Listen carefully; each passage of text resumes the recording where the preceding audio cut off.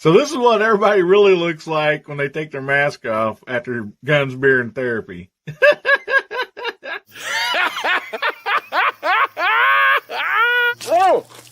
Oh my goodness. Try to take a shower here, guys. Come on, get out of here. Close your eyes.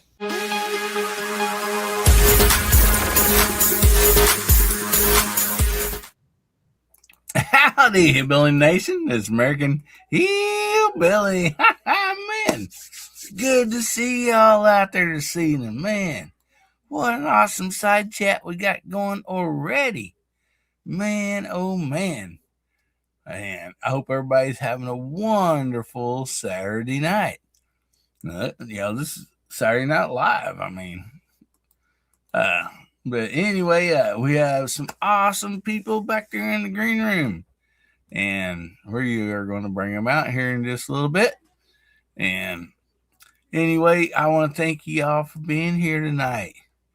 And so, first up, we're going to share I want to share this Bible verse with you. It's so close to Christmas. Oh, and yes, of course, I misspelled a simple word like will. You will have joy and gladness, and many will rejoice at his birth. Dr. Luke 1:14. Yes, we're getting close to Christmas time and have all the fun that we have, with family, friends, getting to share like gifts and stuff like that. We always want to make sure we keep, the reason for the season, and so we don't want to take Christ out of Christmas. That's for sure. And we got an amen out there from Jamie. All right.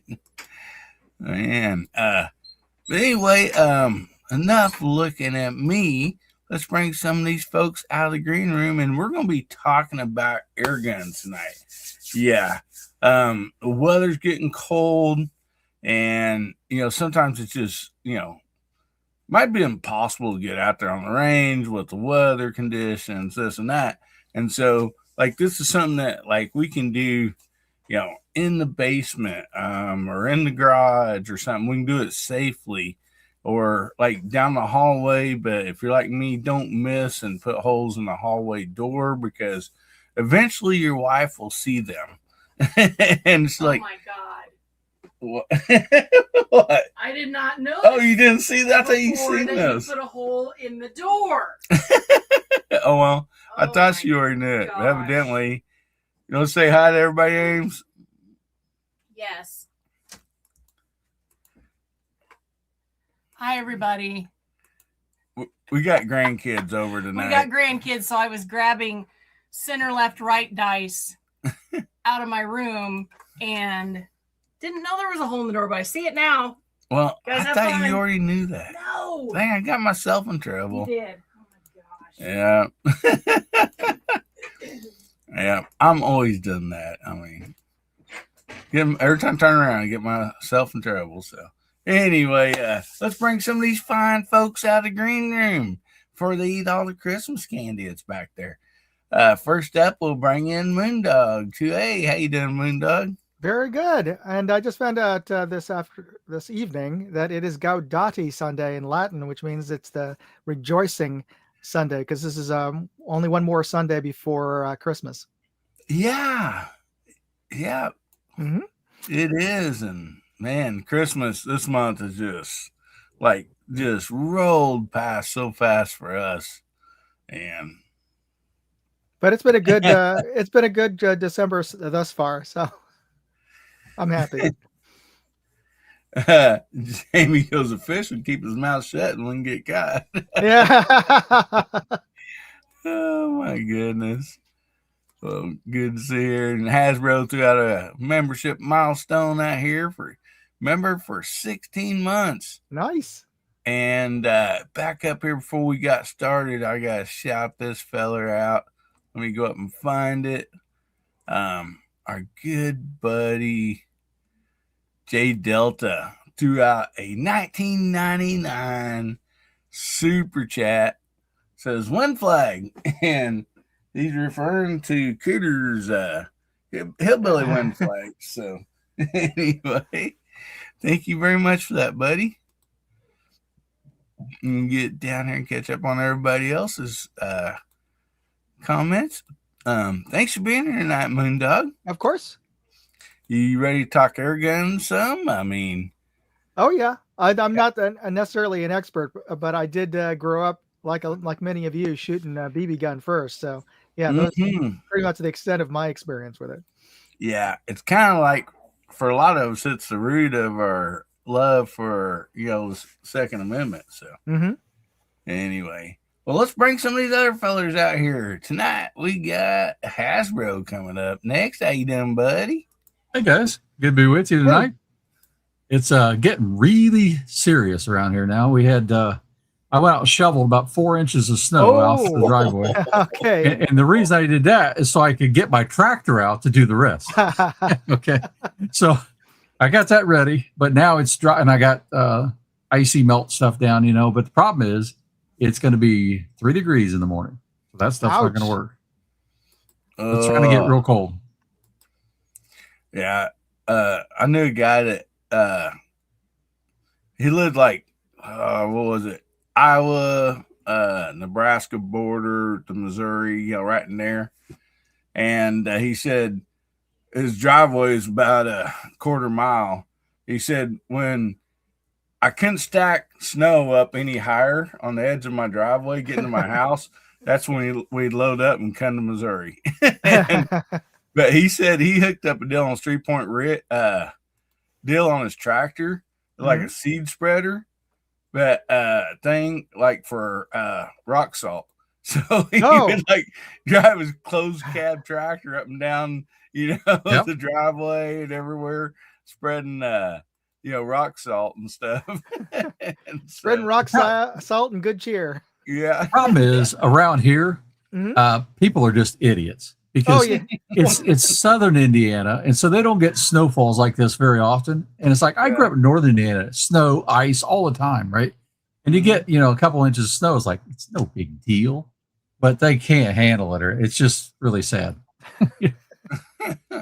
Man, you gotta be in like Atlanta, Georgia, down in that area, and they get a little snow.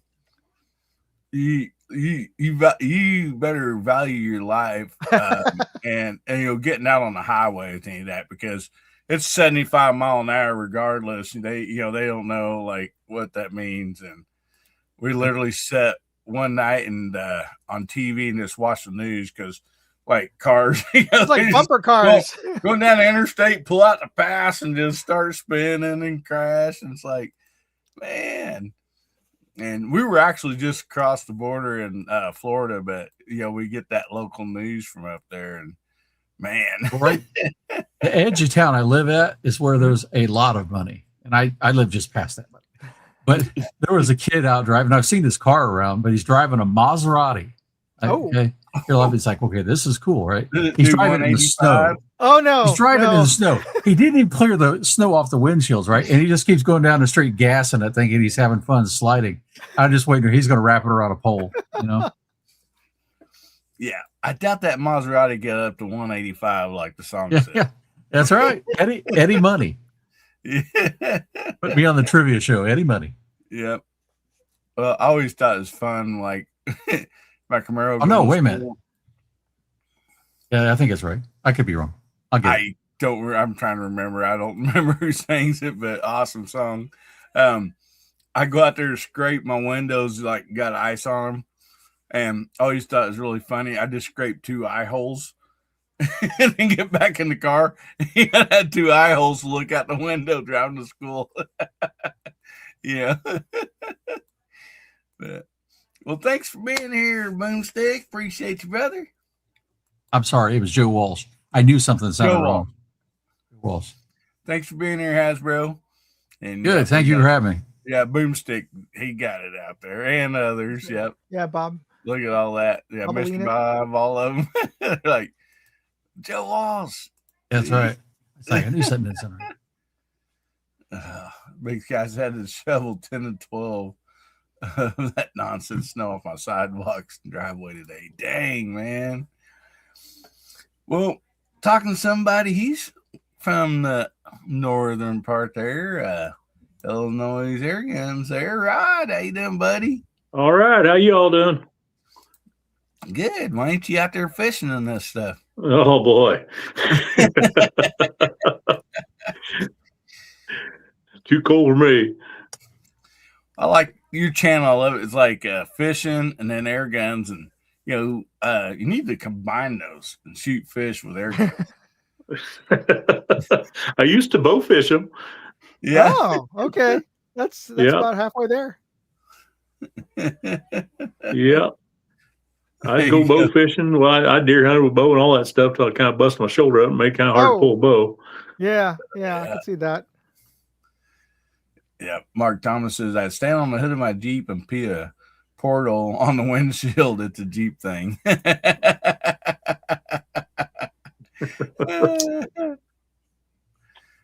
Yeah. Automatic defrosters. Well, good to have you here, Rod, man. Well, thank you. Good to be here. Good to have you back, man. That's last time you was having some internet troubles when you was on here. And Yeah. but we got you coming in loud and clear now. So Awesome. And up next, we got Justin over at Fuel and Firepower. How you doing tonight, buddy? Doing good. How's everybody in here? Oh, man. Staying warm. Trying to. Yeah. You getting those beaver hats made yet? From all that trapping you did? No, not yet. I saw that they made some, or somebody made some coon moccasins. And I was like, man, I really missed my opportunity. Oh man, yeah, those trapping videos you did, you're like, well, we got caught and get the old air gun out there and break barrel and well, let's take care of this thing. And yeah, I didn't ever show the videos of me tossing them over in the river, but I do got some pretty funny video of me just slinging these things. But you definitely would have got some hate on that probably from somebody, there's no doubt. yeah, there's too many soft people out there, man. Swim, coon, swim. Oh man, yeah. And those surprised me. Like the I don't know what, like you used a couple different ones, I think, but it didn't seem like it had any problem extinguishing that coon. Oh no, it'll go all the way through one. It ain't no Really? problem. Which I've got. I used several. I think I made the 10 or 11 of those videos. I used a different rifle, and almost every one, yeah, it has no trouble putting one down. Well, I'll be darned. That's nice to know. I know as a kid, my old BB gun, Daisy or whatever, I went to shoot a squirrel once and just bounced off of it and come back at me. It was like, oh. Yeah, I'm pretty new to all the air gun stuff myself. I've only been I'm less than a year in, really, other than my Red Ryder, and I always thought of them as that, stuff that I've shot a bird with. The bird just look at you and be like, "What are you doing?" and fly off. And now I got a few rifles that's way over 30 foot-pound of energy, And I shot one today that was pushing out 1,200 feet per second pretty consistently. Wow. Out of a 22 caliber. So, I mean, they came a long way. Yeah, indeed. My goodness. Yes, definitely. I mean, yeah. Well, it's good having you here tonight, buddy. We still got some awesome people back here in the side chat, in the green room, I mean. So let's go ahead and bring them out. We got Nibs over Walnut and Still. How you doing tonight, buddy? I'm doing great. How about you? Oh, man, doing great. Glad to be up. Glad to be on here with you guys. Hoping we can see some pretty cool air guns. Oh, yeah. Yeah. You probably can't even count how many you got, can you? Nope. He's honest. I ran out of fingers and toes a long time ago. Yeah. That pack rat says make 50 caliber rifles. Yeah. Oh yeah, I heard of that. Yeah. This one behind me is a 35 cal. 35. I mean, that is so 9 slick millimeter. looking. I mean, that looks just like a nice old Marlin or whatever, you know. That is so cool. Well, good to have you on here, buddy.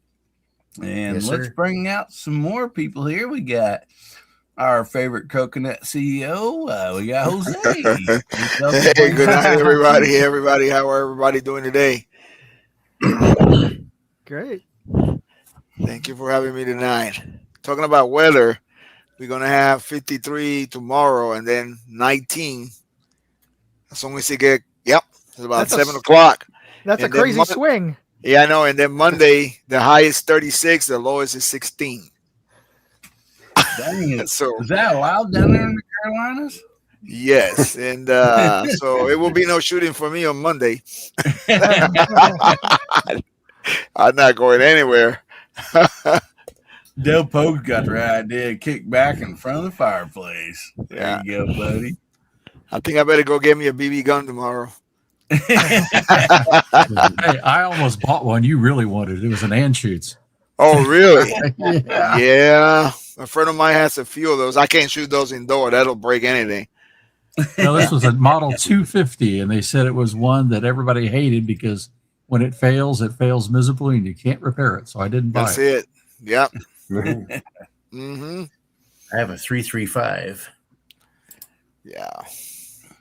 Boomstick says, Hasbro, I don't see my name on the pink BB gun category.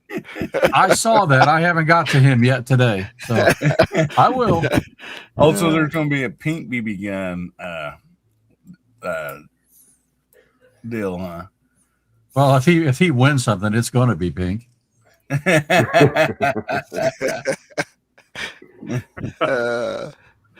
To go with that pistol, he has a 3-color pistol. That'll be it. Yeah. Yep. Man, everybody's throwing out some weather out there, temperatures, and it makes me cold thinking about it. There you go. You got 499B, baby. Woo! BB guns. I have a 499B that I absolutely love. Look up, Mark says, look up Gurandi air rifle taken along on the Lewis and Clark expedition. Oh. Praise you. And Mark is a history teacher in school. So when he says something about history, I mean, you can't argue with him as a teacher. It's like, I definitely take your word for it because, oh my goodness. We also got somebody else still back here in the green room. Let's bring out Steve, living in southwest part of Virginia. Hello, How you doing, buddy? I'm gonna be the one, Hillbilly. You was talking about scraping 2 eye holes in the shield, scraping a hole in the back glass. Yeah. You betcha. Yeah, I always thought that was funny.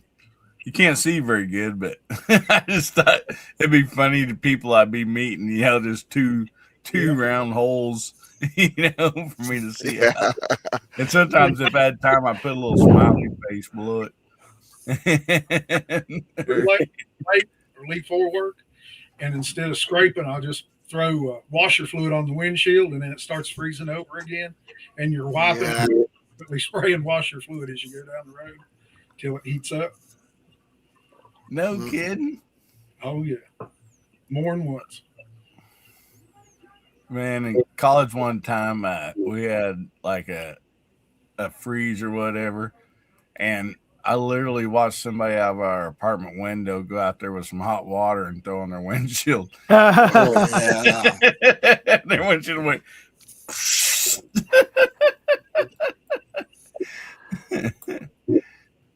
And then they stood there like, oh my goodness. That's how you learn a valuable lesson. Yes. That's what college is all about. Yeah. You learn about the laws of physics really quick. Oh, yeah. Oh my goodness. So yeah, we are going to talk about air guns and you know, these guys, you know, on the panel, and there's people out on the side chats that have like wonderful air gun videos. And the reason I want to do this is because the weather's getting cold. You know, sometimes, you know, if you've seen all the temperatures and stuff from the side chat and, you know, people talking on here, you know, it's really rough to get out there to the gun range and do some shooting.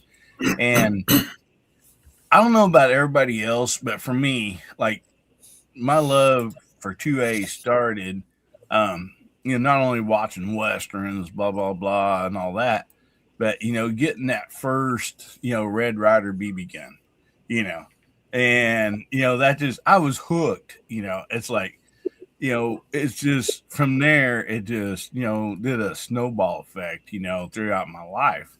And so that's why I think air guns are, you know, play a pretty heavy role in, you know, our 2A community.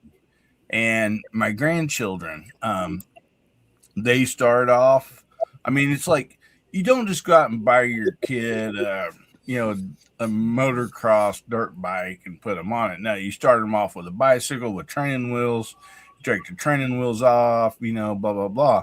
And so, you know, with the grandkids and stuff, you know, we start them off in BB guns and we teach safety, you know, and all that. And then them getting to learn how to look down the barrel, and, you know, and this and that. And so, you know, I think air guns are a big, big part of our 2A community. And now, I mean, there's air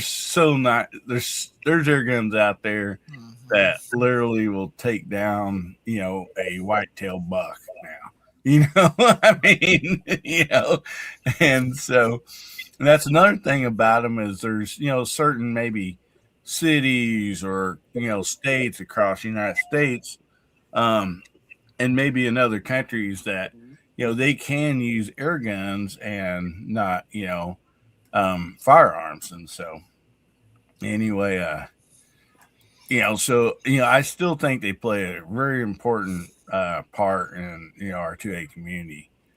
And so starting off here, we're going to do a little bit of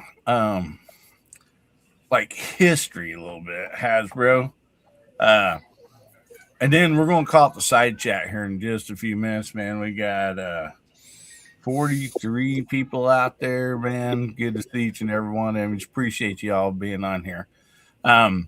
So Hasbro sent some topics over, and I was like, you know, give me some topics that you guys like you think everybody would like to do or talk about and this and that. And so he sent over some great topics and everything, but one of the ones I thought it'd be interesting to start off with is just a little bit of history lessons. And so Hasbro, you sent Red Ryder history, pre-war, hardest to find, copper banded, post-war, modern history of the Christmas Wish Red Ryder. And so I know you, most of you guys on this panel, way more knowledgeable than I am on this topic. And so I'll kind of let you guys just kind of take this over here for a little bit and learn us something. And also, if you just jumped in out there, don't forget to put the hashtag in, hashtag HBN160, and that'll get you entered in tonight's giveaway.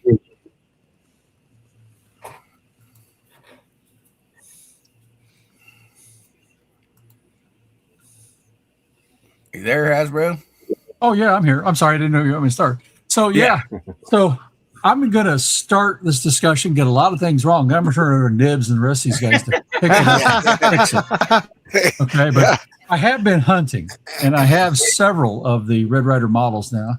And I actually sent Hillbilly one that I don't have, and it's kind of rare. And that's he can talk about that a little bit better, but it's from a specific time period, 72 to 74, I think. Yeah. Nibs gave me some information. Then we went hunting. It's a 1938 Red Ryder, but no B, right? And those are kind of hard to find in that when I came to find out, let alone one that was new in box. Bless me with that. I'm so excited. And I do have pictures to share. Good. With that, so. But so I started collecting a little bit. And my oldest one right now, as far as Red Ryders, is about they think about 1946. We kind of narrowed it down. It has a cast iron handle, which is unusual, but it has steel bands. And before the war, they had copper bands, and that's the one I'm really kind of after.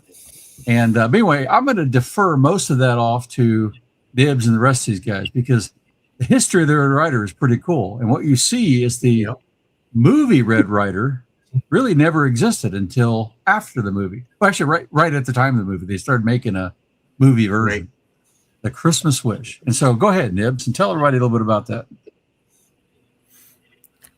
So actually, I have a couple of videos on the rifle that actually should have been in the Christmas Wish or Christmas Story movie, but the Red Ryder never had the sundial or the compass in it until the movie, and then Daisy decided to release that, as a actual rifle after the movie came out. But the gun that actually would have had the sundial and the compass on it was actually a pump action called the Model 107 Buck Jones.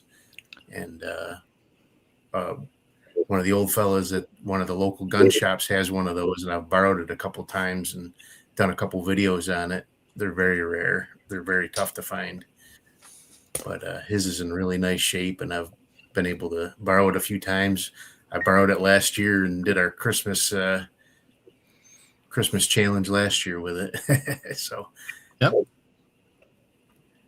This gun right behind me here is a 1947 Red Ryder, all original still has the leather. I'm pointing the wrong way, aren't I? But I don't know. What else do we need to know about them? Well, you might talk when the 1938 B model started, because that's what everybody sees now is the Red Ryder, right? Oh, that's yeah. Kind of. So the 1938 B came out they started making the current model in about 1978 is when they switched over to the most current feeding system. So anything before that would have had the bottle cap, screw in barrel, and those are the ones I prefer to try to collect. But I have a lot of the newer ones too. So, but that's when you started seeing the one with the little door on the side of the barrel instead of the screw cap where you open up and there's that little hole in the top of it. But yeah, you were right about the steel. So the cocking handle on the daisies were all cast iron before World War II, and then after World War II they switched over to aluminum cocking handles. So if you have a daisy with a cast iron cocking handle on it, it would be pre-World War II, and unless somebody swapped it out with a pre-World War II one onto which has happened, but you break the aluminum one and you find a cast iron one and swap it out. But lots of fun. Yeah, digging on that one. You helped me a little bit too. And digging on that one, I found that for the first part, when they started back up, they still used up the cast iron levers. And so that was interesting. Over, but not for very long, so. Yeah, you've got an anomaly there. The one you have is a little something different. Yeah. I really wanted copper bands on it, and I was hoping when I cleaned it up I sent that one actually to Ron Wayne, and he did an amazing restoration on that one. Okay. It was rough. It was rough. Yeah. Ron, man, he really is in those daisies. He does a great job with them. Yeah. Yeah, he was wanting to be here tonight, but I think he's over with like his dad. His dad's elderly, and family members kind of take turns, going over and just visiting and sitting with him, and his mom and stuff. So anyway, yeah. But if we really want to talk about some history for Daisy, I'm trying to share a picture here real quick. Yeah. But, so I just posted up. I put up a picture here to share. That one is a Daisy number 1, and it's actually not the oldest Daisy, but this one dates to about 1893. Dang. I actually this belongs to another old fella from one of the other one of the gun clubs that I belong to. I'll be giving back to him soon, but that one, he had it and it was missing parts, and I was able to manufacture the parts and get it back up and running. It's actually shooting pretty good. It'll shoot a .180 BB through a soda can, so not too bad for a. And so the interesting thing with this one is, how most BB guns either have like a synthetic plastic rubber seal or leather seal. The compression seal on this is actually waxed cotton wick from like a lantern or whatever. My goodness. Is actually a metal plunger, and the wick wraps around that metal plunger, and you got to wind just enough around it to make the seal properly inside the chamber there. But now it was missing. Go ahead. I was going to say, is this back when they were giving them away with the free windmill? Yes. Yep.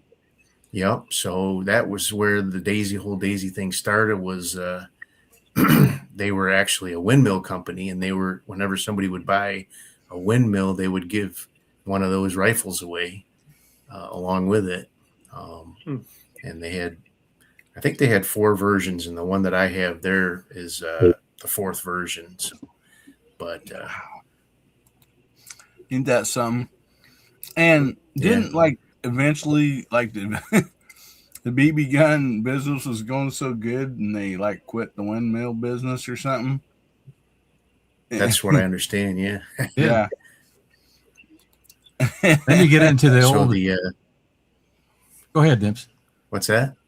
So the fellow that I got that one from, that I fixed it for, he's 78 years old, and that was his great grandfather's when he was a boy. So you do the math on that. It was probably back about when it was new. But he said it's never worked in his whole life. He's had it his whole life, and it sat above his mantle.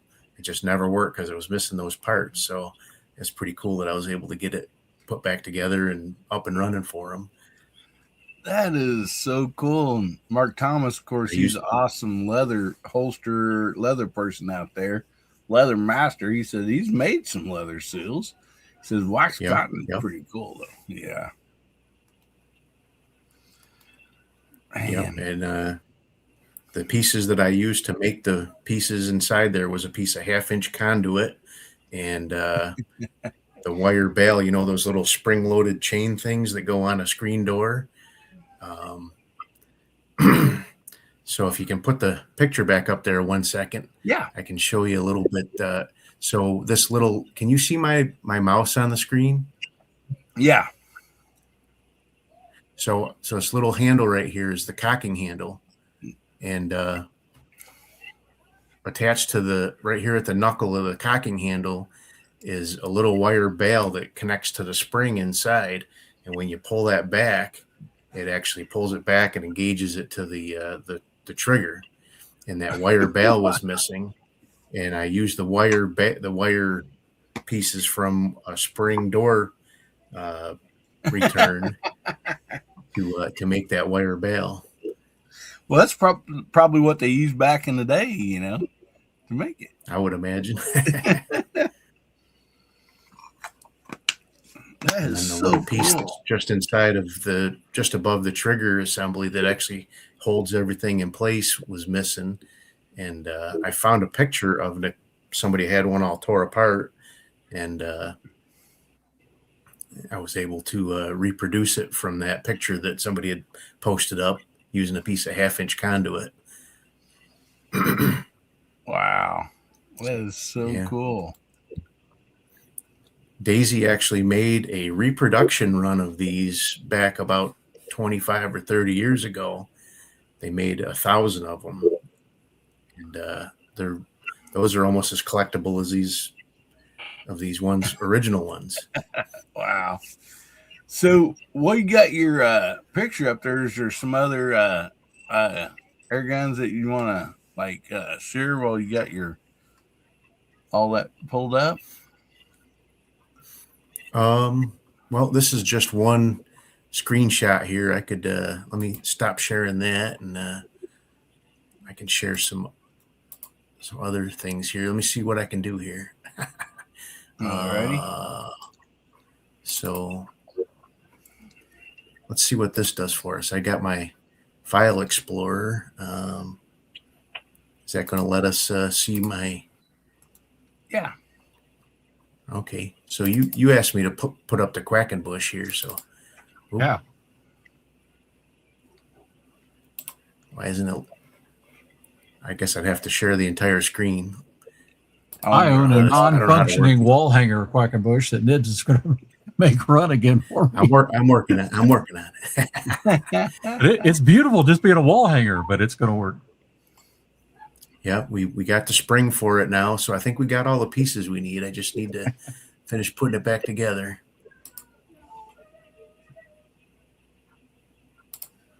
All right, let's see if this will work. So I'm sharing my entire screen now. Maybe I can.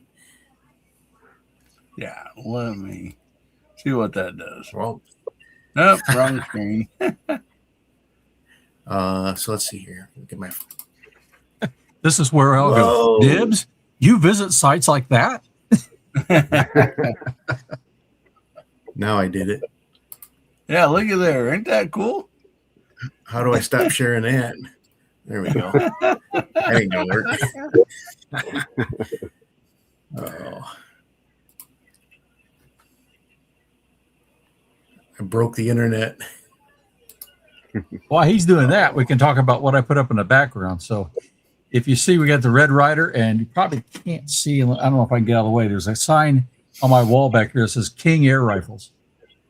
So, and I'll have these dates a little bit off. I think it was somewhere in the 20s. King was a major competitor to Daisy, and they're right across the street, basically.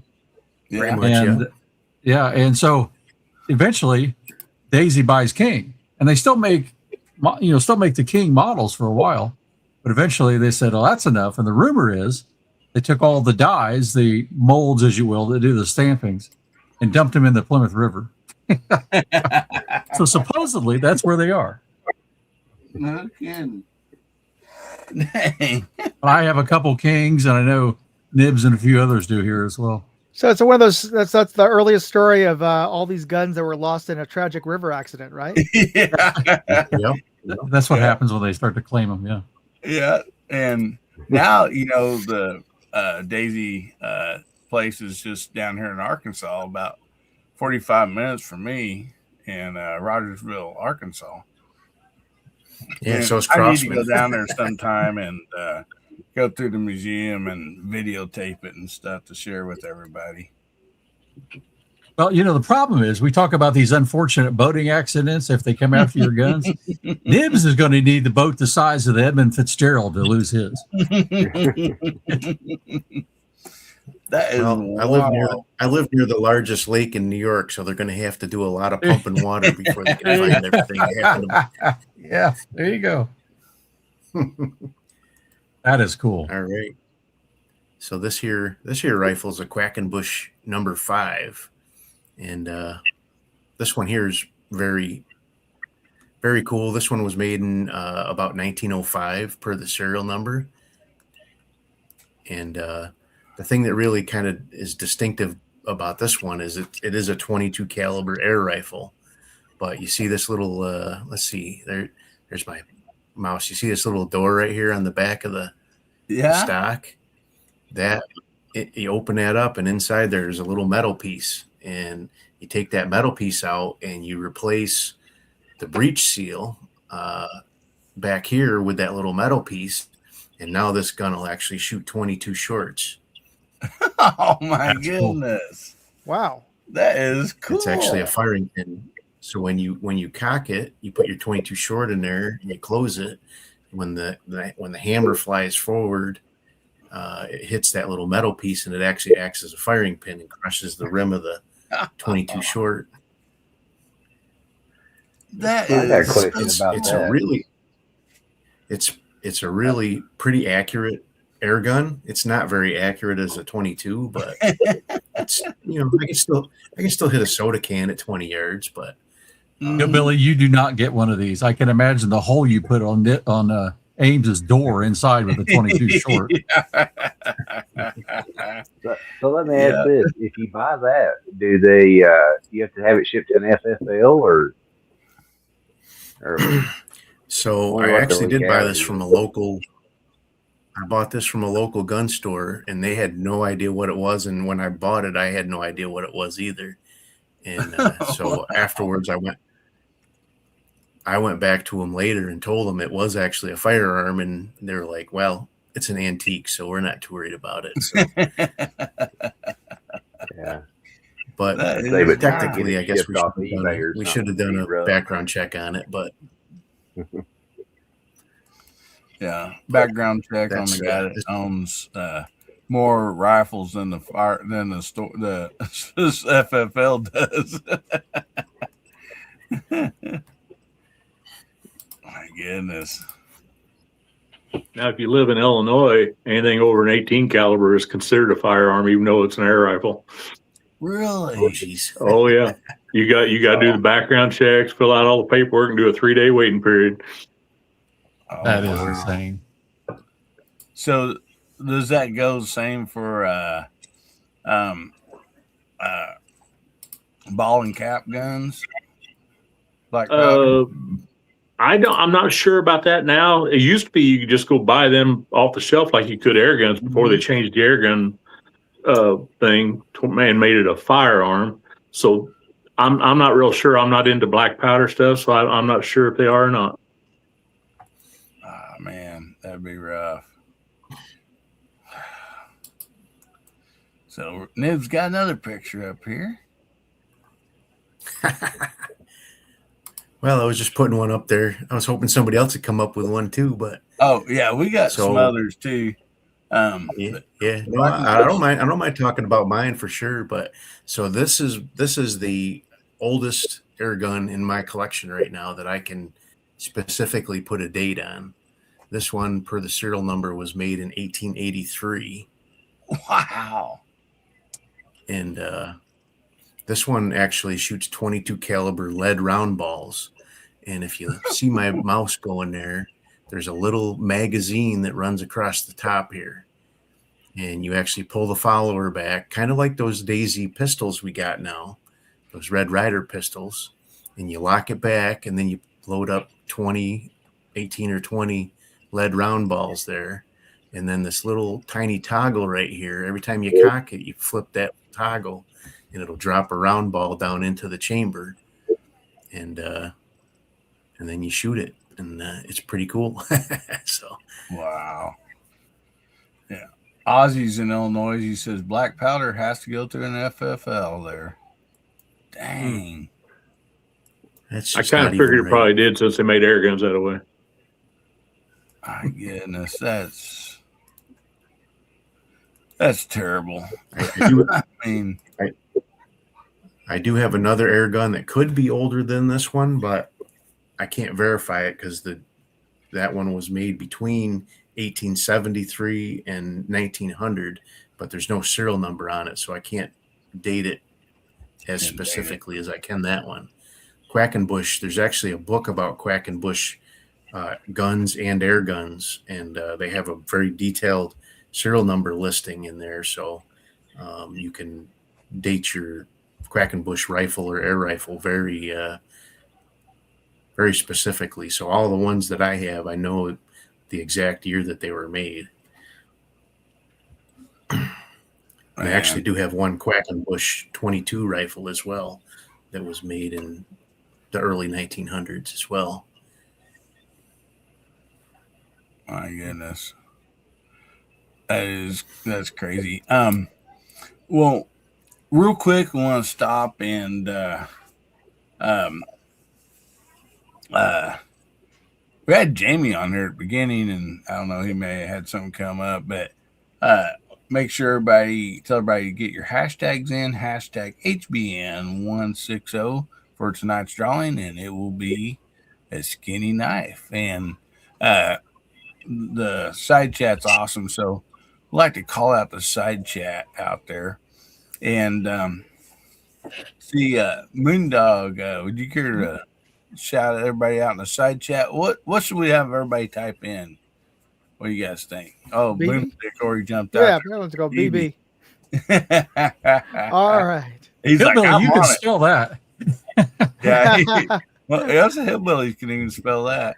All right, let's start off then with Boomstick since he started it all going. So we got Boomstick, we got Hasbro who's in the panel. We got Jay Delta who's also on the panel. We've got Fuel and Firepower. We got Living in Southwest Virginia who's also on the panel. We've got double FB is spelling it all out. We got Agorizer. We have Walnut and Steel is also on the panel. Ron 2A Matters. We have Mark Thomas. We got Dwayne. And we got Gorizer again. We have Fun Time Air Guns. Dale Pogue. Pack Rat. Attic. We got TJ Fishing and Shooting. Got Hasbro again. I thought we had an alternate spelling of my granddaughter's name. Okay, all right. Got Michael Dunn, Ozzy Osbourne, and we have Jacobs 9230, and we have Mohi. Oh wait, no, those are little BBs. I'm assuming. Yeah, little BBs. Yeah. Yeah. We got Alaska One Andy, and we got Mr. Bob Badalina. Dabalina, as Ames like to say. And we got. We have M. Gabriel as well. Hasbro's throwing them all out there. Yeah, that's all the BBs calibers I know, but I'm sure Nibs knows something else as far as round ball calibers or air guns. We have 42 watts. I don't know nothing. So much. Man. So, like I said, we have some great topics. We'll get to the giveaway here towards the bottom of the hour. And yeah, Fun Time said you missed 1.180. But I think it'd be fun. I don't know if you had this in here or what. See.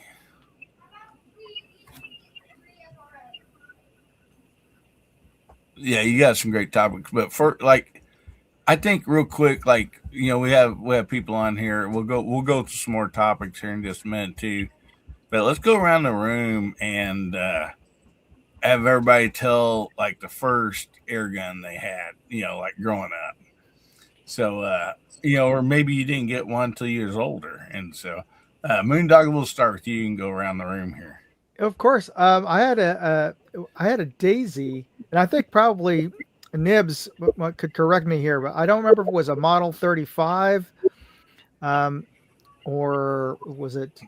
It's definitely like an early 80s vintage Daisy pump, and I think I won one from you, and I think that was pretty close to the one that I had. It was both. It could fire it a both eight? BBs and pellets. Was it 880? Might have been an 880. It didn't have the that sort of really that pass through handguard thing. It was just like a plastic that was looking like wood on the front, more kind of that was the handle. I do remember. I do remember you won one from me. I don't remember what it was I sent you though. I just remember, it was I shot that thing for forever, and I learned how to shoot with that to the point where I ran out of BBs, so I started rolling up tinfoil to shoot with. Yeah, but I had a whole lot of fun with that BB gun. Yeah. And Boomstick wants to know, as we go around the panel, does anybody still have a BB in them? I got some scars. One thing I did learn about those aluminum BBs when my friends and I started shooting at each other, we could at least use those, and we wouldn't have to worry about getting anything stuck in us by using foil. Oh man, so awesome stuff. Hasbro, what was your first one I ever bought was in 1983, and I actually went out and bought a Red Ryder, and it's before they came out with a Christmas Wish for the movie. When I saw the movie, I loved it. I thought, I'm going to just get one, and I played with it a couple times, stuck it in the closet for the next 20 years, and then started playing with it much later in life because I got into building my own muzzleloaders from scratch, and a lot of other stuff in that time period. So I was just doing bigger BBs and doing that kind of stuff. But that's where I got started. And then, I run across Nibs' channel, and my BB airgun crack dealer got me hooked. Now I've got a bunch of them. But thanks for that, Nibs. Awesome. So, Rod, how about you, buddy? Sheridan Blue Streak, got it for my 7th birthday. I couldn't even pump it up. I was too scrawny to pump it up. My dad had to pump it up for me, but I still got it, and it still shoots. In fact, I got two Sheridan Blue Streaks now. I inherited one from my father-in-law. That's so cool. Yep, man. Some of them Sheridans, I'm still too scrawny to pump them up. They could be tough to pump, that's for sure. I got one that's tough to pump. It's because Nibs rebuilt it. I got the one you rebuilt for Chad. I bought it from him. So yeah. In fact, that Sheridan I got for my 7th birthday, talking about Justin doing his trapping. I run a trap line when I was in high school, and that's what I used to dispatch the coons and the muskrats and whatever else I call it. Cool. They'll do it. How about you, Justin? I had the Red Ryder. Just got it when I was, I guess, 8 or 9 years old. Got it taken from me not long after for about 31 years. But I got it now. It just don't shoot. So you got it back, huh? I got it back. It took me 31 years. And they finally trusted me enough to have it back. That's a long time to be grounded. Hey, listen, my grandparents could hold a grudge, man. I learned it from the best. But I got it, and it won't cock. It'll like kind of ratchet up. You know how they ratchet, but it won't actual cock and hold. I haven't got into it yet. And then I got another one that they had picked up because they took it and then used it to keep away like stray dogs or whatnot. But they bought another one, and I've got it. I don't have a clue what year these things are. I don't even remember them buying another one. But I've got 2 of them now. One of them shoots, one of them doesn't. Then I just bought another one. But yeah, that started out with the Red Ryder. Oh yeah, they're fairly easy to work on. I'm gonna get in there. I don't know if I want to do it myself or if I want to send it like Tom Palmer or somebody and let them hot rod it or something. I don't know. You can do it. Yeah. I've done the easy ones. When it gets hard, I call the master. Yeah. So Nibs was one that. What's your first one? One that started the passion. Well, when I was a little kid, I had a similar story to Justin's. There, I don't know if it was a Red Ryder, but it was definitely a Daisy, with lever action. I got it for like my 8th or 9th birthday, and my dad had a bunch of beer bottles out in the garbage can, and I got my Daisy out there, and I was shooting all them beer bottles, and there was broken glass all over the ground. And when my dad got home, that disappeared forever.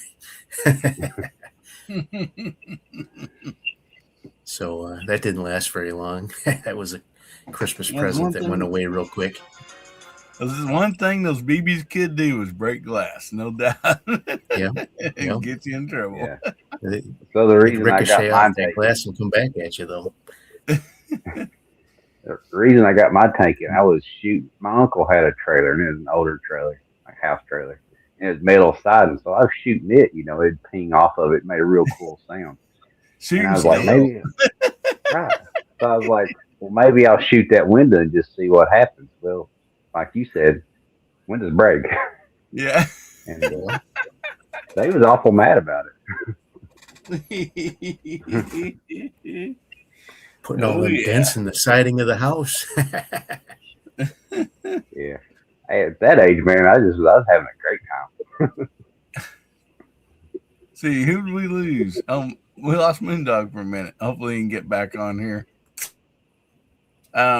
So how about you, Jose? Can you guys hear me? Yeah. Okay, so the story I'm about to tell is true. Names and locations. The names and locations has been covered to protect the innocent. So I only had one BB gun my whole life. I was this okay. By the way, this is a true story. About 55, 56 years ago. My dad said I wasn't responsible enough to have a BB gun, so I had a bicycle, and I think I told you the story offline. And we call it a Frankenstein bicycle because it was a bicycle that had different parts from different bicycles. So that's what we call it. So I traded it for a BB gun. I maybe Nibs know. I know it was a Daisy, but it was a pump one. After you pump like the 4th time, it gets really hard to pump. So we had chicken because I live in the country in Puerto Rico, and my neighbors had chickens too, which is my sister's godfathers, right? Godmother and godfather. So he had a chicken that was his favorite. It's kind of tan looking. I guess she laid the best eggs. I don't know. Well, we had chickens and they were eating corn. We throw corn, but his chickens will fly over the fence of my house.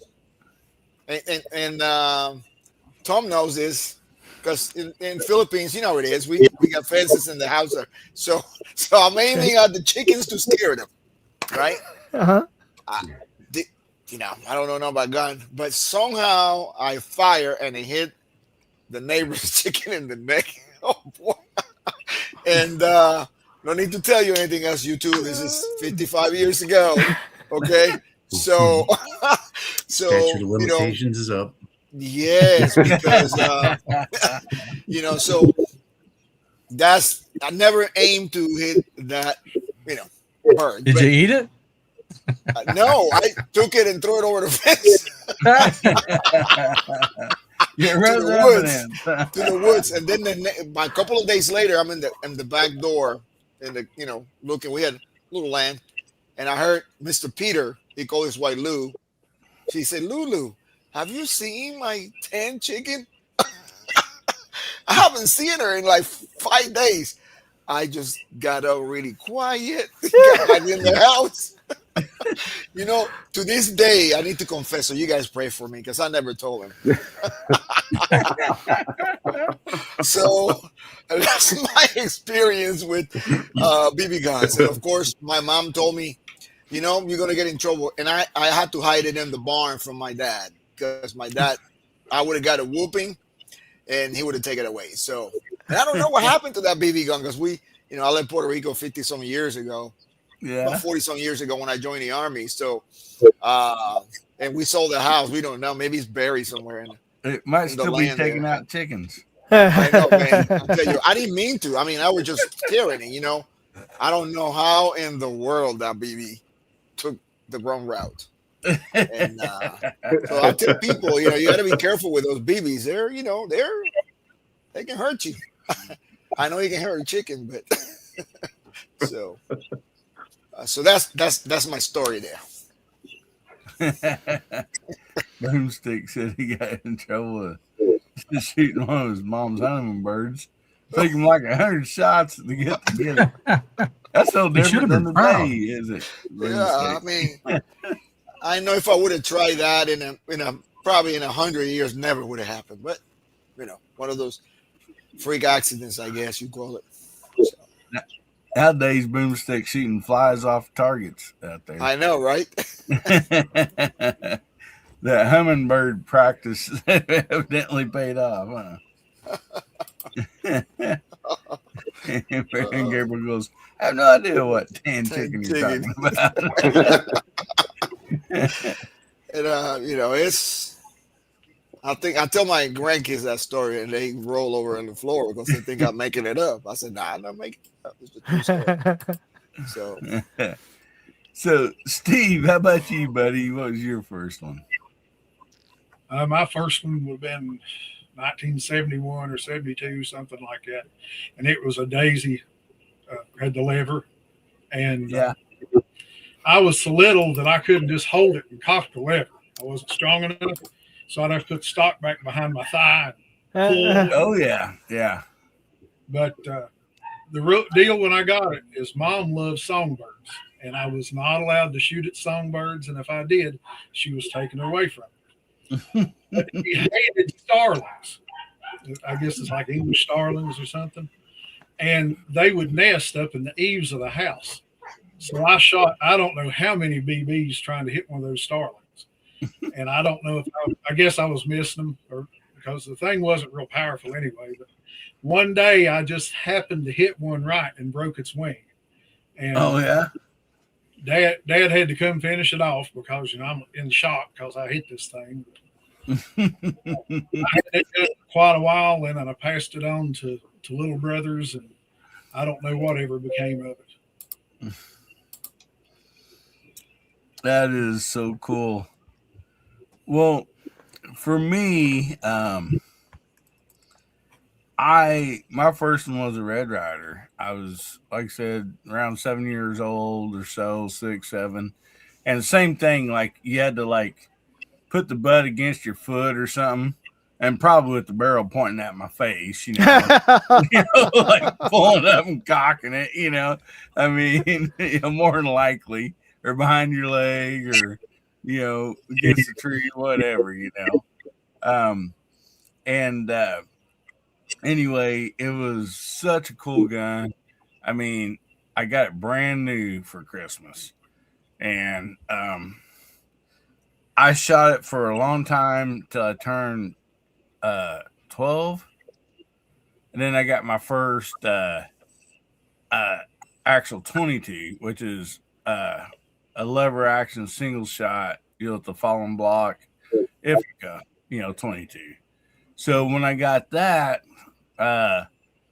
my dad made me pass my BB gun down to my brother, and he didn't have the same. It didn't mean that much to him. I mean, the thing, just he'd whack trees and brush with it. I mean, it didn't take no time. That thing was just beat all to pieces and ended up in the trash can. Oh, but I'll tell you what, one cool thing about these people in this community is some of them went together and they found the exact BB gun, same air, everything, Red Rider, and sent it to me in the box. I remember that.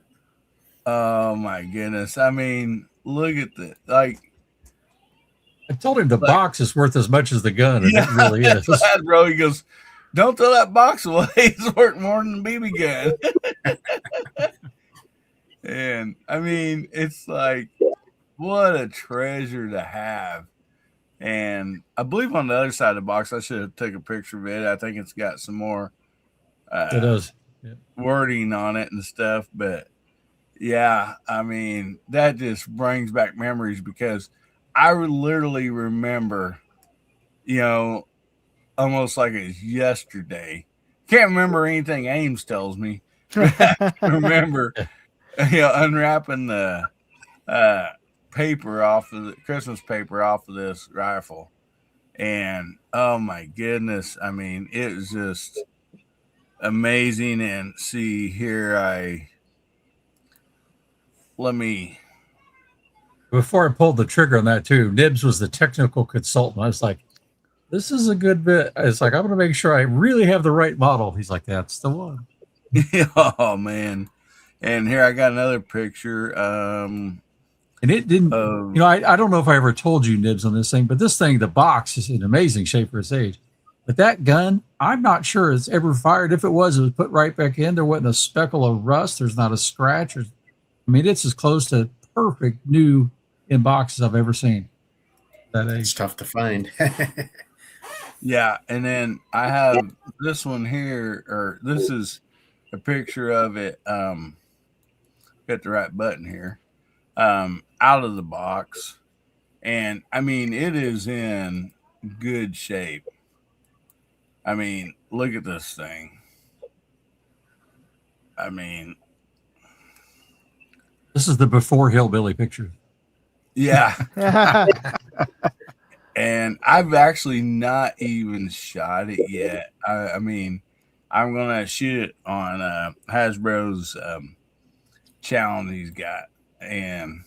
But yes, I'm so excited about it. It's like, I hate to even, mess with it. Oh, fire it up. I remember working on that with you, Hasbro. Do you remember what year that one was? I can't remember. It's got to be the 70s anyway, right? Yeah, they were only between. Yeah, go ahead. Yeah, it's it's like 70s, because I would have got mine in the early 70s. Yeah. And so it was only like 70, if I remember right, 72 to 74 before they changed it, and from this very configuration here. So and a very narrow window to the top. 78's when they went to the plastic trigger that they got now. Right. So right. Yeah, there's the top of it right there. And then again, also, I want to share this while I have this up here real quick. Let's see. Okay, Ron Wayne get me this one here. This is a 1968 model. This is the. Let me see if I can find the top of it right there. The 111. Yeah, the 111.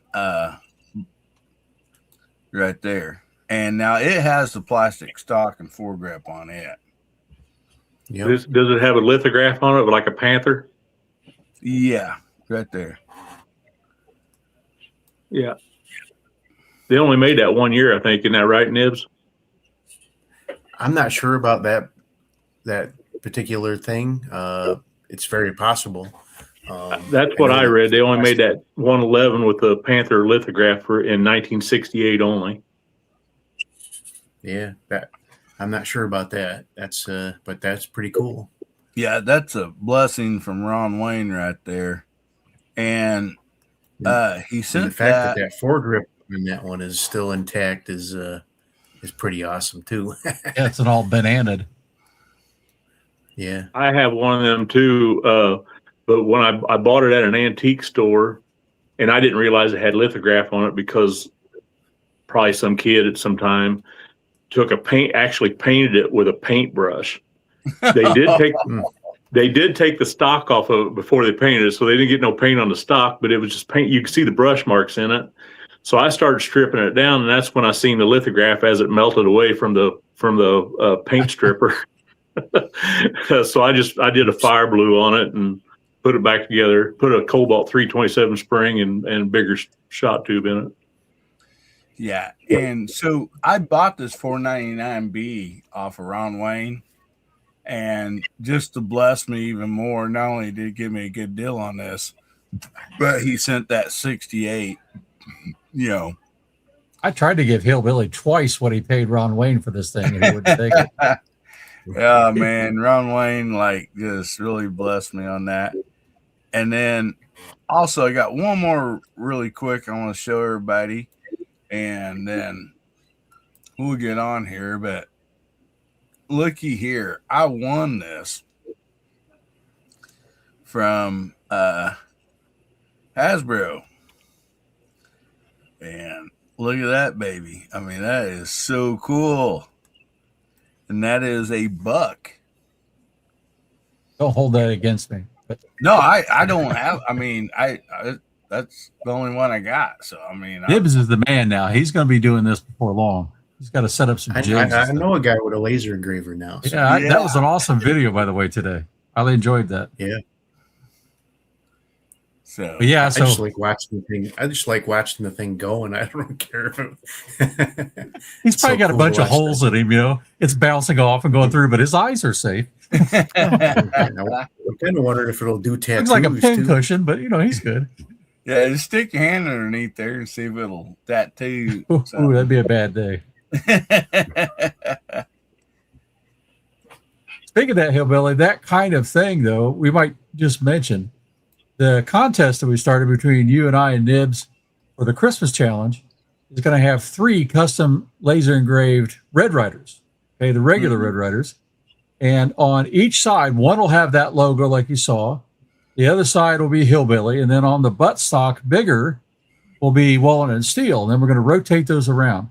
There's going to be 3 unique rifles that we're going to give away. We're not going to I won't make any more of those. There'll be 3 of them, and that's it. Nice. And Nibs is playing with his machine too. Yeah. So my video comes out tomorrow, so I'm ready to win one of those. Yeah, Boomstick says, "Get me in already." I'm going to be making some sets of coasters with all of our logos on it too to include in as giveaways as well. So we'll have several sets of those to be added in as giveaways too. Maybe a few knives. I'll be right back, guys. Hasbro, you got a picture of your target to show everybody? Well, I've got it here this way if you want to just blow me up. Well, I got to turn this off. Hang on a second. Blur is messing it up. Okay. So this is the BB gun version of it. Rifle, BB or pellet at 7 yards, pistol at 5. And so, you know, you just kind of work your way around. All the points are listed for everything. And if you shoot a perfect score, then there's a tiebreaker right here. And that's the candle. So you got to hit that. So that's been a pretty good challenge. It's separated out most of these characters that have been cleaning the target. And then what we're going to do, and I haven't done the video yet. So if you get a perfect score and if you clear it and there's multiples in that category, you're all going to get the 2 extra tickets for the raffle. But what we're going to do is, for sake of pride, is, let me see if I get this angle just right. Sorry. See all those little red bulbs on that tree? Yeah. That's going to be the ultimate tiebreaker. So if there's multiple in your category, you have to shoot the red bulbs. Yeah. Well, one thing I want to talk about, hold that back up there again, show that 10-point bonus down there at the bottom. Oh, yeah, you whiner. Yeah. So anyway, what I have a problem with is shooting Hillbilly in the face. So, I mean, guys, it hurts. You know, I've been taking a lot of that, you know. And that's a good look for you. Quit shooting. That's what my wife said. And, quit shooting Hillbilly in the face, will you? I mean, come on. You shoot the whiskey jug, whatever, but yeah, stop shooting the Hillbilly in the face. That's when Santa goes bad. He masks himself up like that. Bad Santa. That's what we'll call him. Oh my goodness! But yeah, no shooting Hillbilly in the face.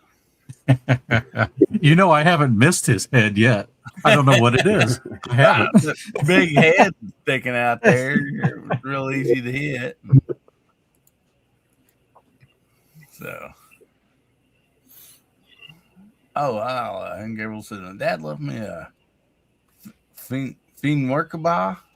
How do you pronounce Fine it? work, pal. 65 side lever pellet pistol from the 70s. Yep, I got one of those. That is so cool. I knew he would say that. I've actually done the challenge with it just recently. Yep. And Gabriel goes, "Is that 50-yard target with air rifle?" You can shoot that far. PCP, it should be. The PCPs we pushed out to 25 yards, and I think it was Ron Eastman already cleaned it with the PCP at 25 yards. Dang. It's like, oh. Yeah, and that's what's cool. You said what? Pistol 5 yards, BB gun 7, PBC 25, 22 long rifle 50 yards. So like everybody can get involved with this. You can grab your grandchildren, your children, or whatever, and get them involved with that. And just by shooting it, you get entered, right? And you can score 0 and you're still in the target. You're still in the contest because you tried, right? You score 1 point. We have one target that had 1 point on it. And that's cool, right? You try it. Because a lot of these guns, like we talked about these old Red Riders, right? Mm-hmm. They're not really that accurate. Now, that one I told you about from 1983, it's pretty accurate. But the older ones, not so much. And so you're going to, out of 75 points on that target, you might get 15, 20. Nibs, I think, is leading on one of them because he hit the star in the tree. You get that shot, and it helps. So you don't have to score well to compete in your category. Different kinds of pistols. I just try to make it to where everybody can have fun. There's a youth category that's going to win. There's a ladies category that's going to win. And then we have all these other types of air guns that will win too. That is so fun. And yeah, 1 point. There's a category for me shooting my high point and only getting 1 point. So there's a category for BB guns. There's a category for BB guns before 1950. Right. And we were talking about King BB guns earlier, and I shot my King BB gun. Shot my King BB gun as the first try for that, and that video is coming up in a day or two. I think I posted it as a members only video right now, but I did score a good score on that one. You saw that one, right? Yes, I did. Yes, I did. Yeah. It's going to be hard to beat a 44 with a pre-1950 BB gun. I'm going to break out my 1918 King BB gun, but it's not going to compete. It's just going to be for fun because it's not accurate. Yep. Oh, I want to give that one a shot because I just acquired not too long ago before I give it back. I'm going to do it with that number. What was that, Rod? I said I'm gonna have to shoot it with that pre-50 because I just acquired an old Red Rider. I did a video on it shooting some cans, and Nibs actually sent me a comment saying kind of narrowed it down on what year it was because it's got the aluminum handle, but it still has the wood stock, so it'd be what 45, 46 to 49, yeah, 47 to 49 would be more than likely when that was made. They went to plastic stocks in 49. Yeah. I need to rebuild it. It's not shooting real hard, but it'd get it done enough to do the challenge with. Look up Cobalt 327 on. I've already talked to him. He's down and out sick, and he said as soon as he got to feeling better, he'd get me a kit sent to me. Yep. Cool. Yep. I got a kit from him for my King. It's the King that I have is basically a Daisy Model 36, but I put his Cobalt 327 mainspring in there, and a 7/64 air tube, and a set of synthetic seals. It had a leather seal in it, but that thing's shooting like 325, 330 feet per second now. So wow. They start out at like 250. So yeah. I talked to him just a couple days ago, and he's I guess he's pretty sick. Oh, okay. It's too bad. My goodness. Moondog, you need to head out of here, buddy. Yes, sir. And so Jamie's not here to remind everybody, but I got church tomorrow morning, and actually tomorrow morning I got to set up the crafts. Help my wife set up the Girl Scout crafts table for the parish Christmas party. So I'll be helping the kiddies put together an Advent wreath, or paper mache Advent wreaths for tomorrow morning. But so it was great hanging out with you guys and learning all these cool things and seeing those really awesome vintage BB guns. That was so cool with the wire stock and everything. That was awesome there, Nibs. Thanks for sharing that. Yeah, for everybody else, like as Jamie would say, y'all get to church tomorrow if you can. And ours is delayed till 2:00. Because of how bad the weather is. I was to say, yeah, with that much snow, it's not surprising. We actually went to mass tonight because tomorrow's going to be really nasty. Oh dear. Okay. Well, thanks everybody for having me on, and hope to see you guys in this coming week. And before I jump off, just want to remind everybody. I think I accidentally copied and pasted a comment on the contest page that I had for this flashlight that I'm giving away this month, and it said, "Congratulations, Porsche Speedster, for winning this," but he hasn't won this. I accidentally copied that from a previous from last month, that he won the prize from last month, but this is still up for a winner out there. So if you saw that congratulations, disregard that. You can still enter the contest to win this thing. And I also have to apologize to Hotlie, who's providing this as the prize. In my initial publishing of the video, I said that it didn't meet the 2,000 lumens that they claim. Well, I did a recent test of another flashlight, and it was not coming up to through the quantity that they claimed, and it was from Olight, which usually they meet or exceed the number. So I recalibrated my setup, and I realized, okay, it's off by a couple of numbers. So I redid the numbers on this, and this actually comes out to close to 3,000 lumens. So yeah, so this is pretty darn bright. So anyway, I'll post up a link. Anybody can enter the free contest to win this month. By the end of the month, go to Moondog. Yes, sir. That's 2,000. Hey, I got something for you, buddy. Real quick. Yes, sir. So Hillbilly, maybe we'll do this on your members only on Tuesday if you want. I'll join you then, maybe. Yeah. Your Devil's Spit, Hellfire, whatever it is, jerky that you sent to me. Oh, yeah.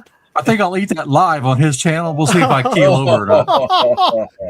Yeah, that's supposed to be that's the one with the Carolina Reaper pepper. Yeah, that's it. Oh my gosh. Yeah, I want to see this. Yeah. So yeah. He goes, you got to do that live. And it's like, oh yeah. All right. Anyway, it's good. It was good to be, seeing you guys and meeting some of you folks for the first time. Y'all have a good night. Okay. All right, Tom. Tom. Okay. Bye Yeah, bye. great evening, buddy. Hey, Hillbilly. Yeah. If you wouldn't mind, I'd like to bring up one topic, because Justin and a few other guys really haven't got to talk about their specialty. Now, Justin shoots a lot, right? Yeah. But why don't we talk PCPs real quick? Because this is something I'm just venturing into. I have my first PCP, but these guys know a lot more about that and what you can do with them. And I mean, hey, they go up to 50 cal. I really want that. It's like, why don't we talk about that just a little bit? They actually have a 72 cal there, Hasbro. Really? Yeah. That's a musket. Yes. Look up the Zeus. Look up the Zeus. Zeus. I'll do that. Yep. It's So, a Yeah, 72 cal. Actually shoots I was watching them. shoots a pellet bigger than a 12 gauge slug. Dang. I was watching them do some big game hunting across seas with one of those. It's crazy what size animal they can take down with those. Yeah. I think they was hunting giraffes. Holy cow. Well, that Shinsung that I had showing up earlier, the guy that I bought it from, his stepson actually took 3 or 4 deer with that gun before he decided to sell it. So that Cool. 357 air rifle. I'll get a picture of this thing here in a second, Hillbilly. So, Justin, Rod, you guys got some PBCs? PCPs, yeah. I started out with a. Sorry, I always want to say PVC. Yeah. PC. Yeah. Yeah. I started out with a Benjamin Marauder as my first PCP because I found it on an amazing deal on the Amazon Prime deal days. And it was like 60% off. So I jumped on that. And I'd been watching people hunt with it for years. I can't tell you how many years I've been watching people shoot that rifle. And they're expensive. I mean, they're not the most expensive by no means, but to me, they're expensive. But that is, if you ever get a chance to shoot one of them, it's hard to not want one. They're excellent rifles. I don't know if you could let me share that, Hillbilly.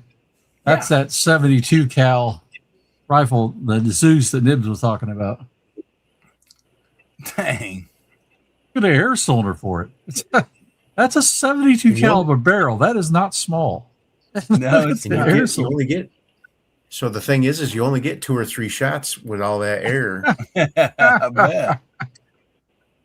That's awesome. It probably has like 0 recoil too. I mean, it's wild how a PCP works. Wow. Anyway, I thought you'd see that. Wow, and that's pretty cool. So, Rod, how about you, buddy? I just got into PCPs not too awful long ago, and the first one, I guess they consider it a PCP. It is now because I converted it, but I got a complete, Umarex complete, and I put all Inspires. I think it's who's the kit to make that into a PCP, and that's the best thing I ever did with it because those canisters are expensive. But then I went to a Umarex. Oh, Iconic. Origin, yeah. Sorry about that. And that thing shoots awesome. Oh, that's right. I remember seeing your Origin. Yeah. Yeah. And now I've got 2 Penty, the Thumper and the Striker. I haven't got to shoot the Striker a whole lot. I just got it in yesterday. That Thumper is amazing. I mean, it's just, well, I think if you've seen my stretching out video, I did a .38 group with it at 50 yards. The pistol? Dang. Huh? Dang. The pistol? No, the Thumper, the bullpup. Oh, yeah, okay. Yeah. Yeah. And I just got the Crossman Origin. That thing's a pretty nice gun. I'm not real keen on the side lever on it. It's kind of, for me, it's kind of hard to get a hold of. But other than that, it's a great gun, and it was reasonable price for a regulated gun. But and I've got the Beeman 2027. I just converted over with the Buck Rails kit, and I'm loving that gun now. But that's about the extent of my PCPs. I'm still kind of partial to brake barrels. I like brake barrels. Yep. I think I might be wrong about this, but I think a brake barrel makes a better shooter out of you. Because if you're not doing it right, it don't forgive you. So, plus you can just keep shooting them all day. Got any PCPs? No, I don't. I don't have any. I was offered one to use. My friend Jimmy has like 4 and shoots. So I think at the beginning of the year, I'm going to do some videos for some guys that asked me, but I haven't been bitten by that bug yet. But eventually, I'm going to have to get one because you know, I see how those rifles shoot, so I want to try it. So yeah, we're going to try. Yeah, yeah. I watch Mr. Nims all the time, so I've learned from you guys all the time. Yeah, so this is Mr. Gucci rifle. So you need to talk to him about Gucci air guns. Yeah. Well, he has like 12. I think he told me he had 10 of them. I think 8 of them are Anshoes. You know, he got the compressor and all that, so we're gonna take it to that 55 yards and see what we can do. No, dang. Yep. Yeah, we're gonna take him out there. Speaking of Gucci rifles, before we move on, I have this one that's behind me. I actually have it set up to share. This has got to be Hasbro's next next search here. That's yes, dealer. Yes, dealer. Walter LGR. Yeah. So this has got to be my favorite air gun for sure. This is shooting off of a rest at 10 meters. I can shoot, we call them Meisterkugeln 7.0s, all 5 shots into the same hole. Wow. Dang. With open sights. Walter, man. That's so I bought that.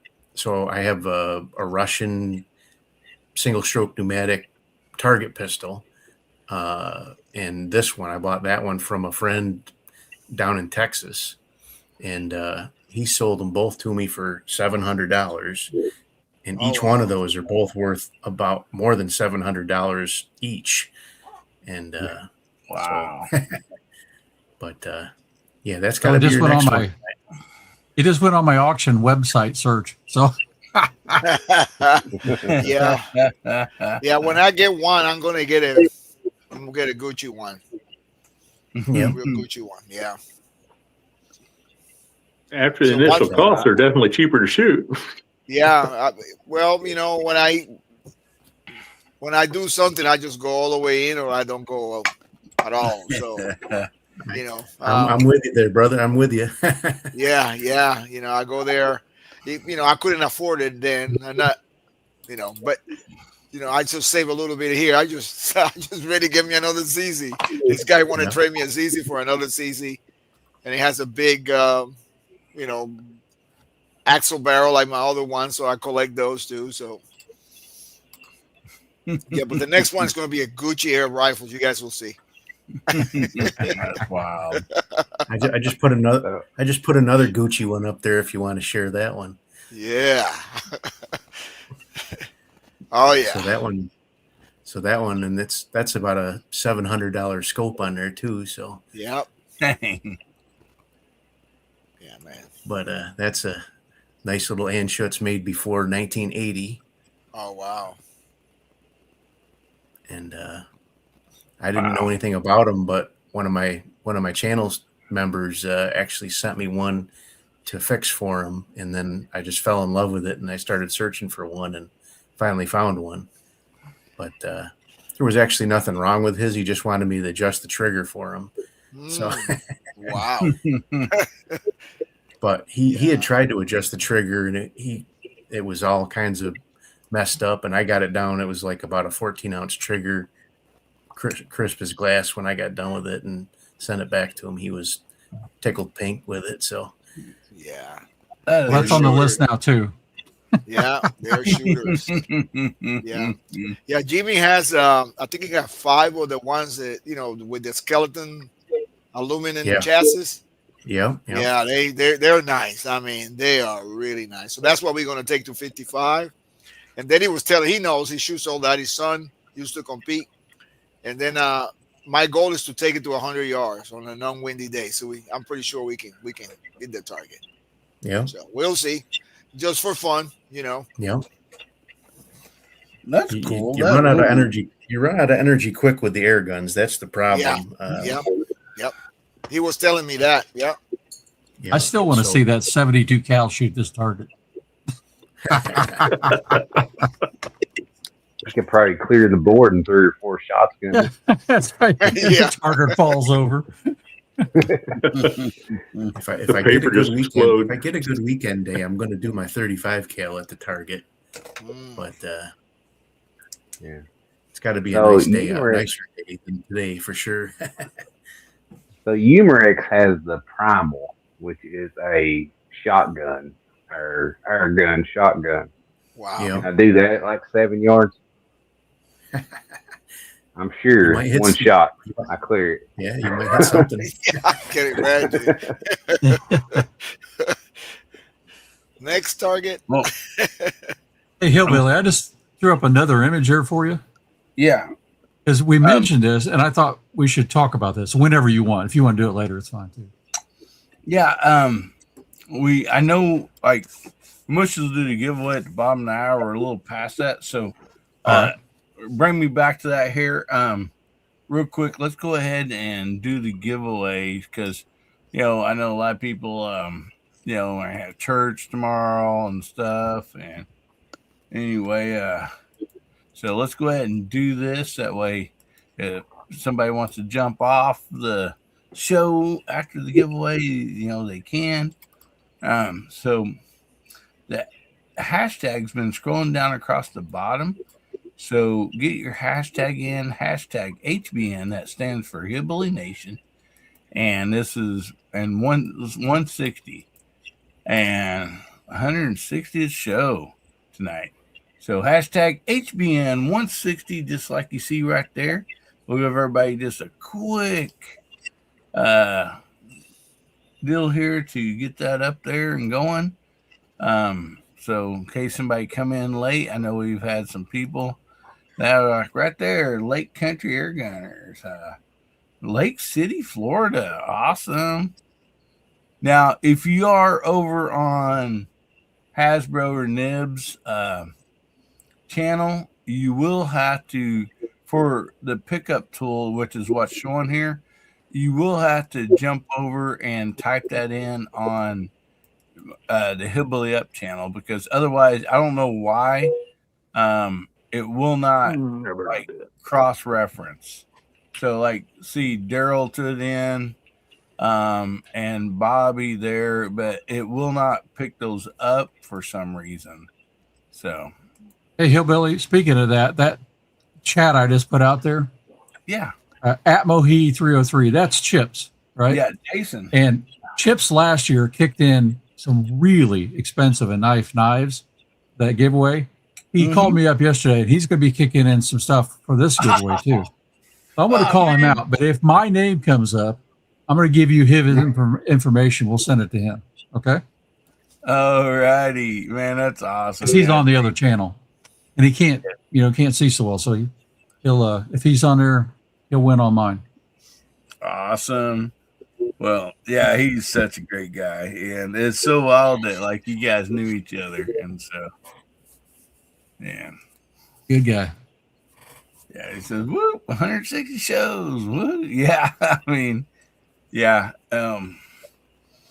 That's not counting all the fill-in shows we did, and and special event shows. That's just 160 of Guns Bearing Therapy, and so yeah, we're so blessed here.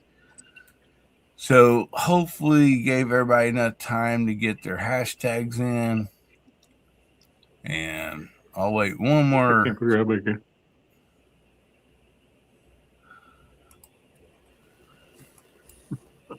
Okay. So okay. We had a few more just jump in, so we'll give them just a quick second here to get theirs in. And now you do have to be present to win on this. And in the United States, where like I can actually mail you a knife. And so I guess while we're giving everybody just a quick second here to get in, I will show you what you'll be winning tonight. So we've been for a long time doing a series of the skinny knives. We got several different colors out there, and we are up to the multicolor. And this is a really cool knife. It's got a pocket clip on it. Some people call this a glass breaker. Mood calls that an icebreaker for his mixed drinks. So I mean, it's multi-usive, and even the blade has that multicolor on it. So it's really, really a cool knife. And so that's what whoever wants that, that's what they'll be getting. All right. Somebody like to give me a countdown? We had 26 entries now. So 27. 3, 2, 1. Spin it.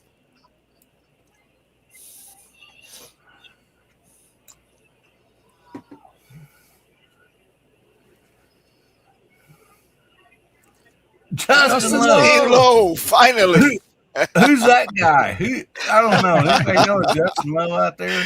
Congratulations, Justin. Yeah, Finally. congratulations, Justin. That'll help him feel better because he tried his best to beat my score in Boomsticks Challenge and he tied it today. So this will make him feel better. I know. He's been trying. He's been trying. It is hard to get to that many. There we go. There he is. He says, woo! All right, Justin. Congratulations. Hey, Mike, can we do Hillbilly? Can we do another giveaway? AmericanHillbillyUp at gmail.com. It's going across the bottom of the banner there. And give me your name. Well, I know your name, but give me the address that you want it sent to. And so congratulations, buddy. Sorry, I stepped on somebody. Somebody was starting to talk. I apologize. No, I was just asking if we could do another giveaway. Of course, we can always do giveaways. I wanna donate a set of the coasters that I'm making with Hasbro and Hillbilly and my logos on them. And son of a gun! I thought it was going to be that rifle on the wall behind you. Come on, Nibs. Only if you win, Hasbro. All right.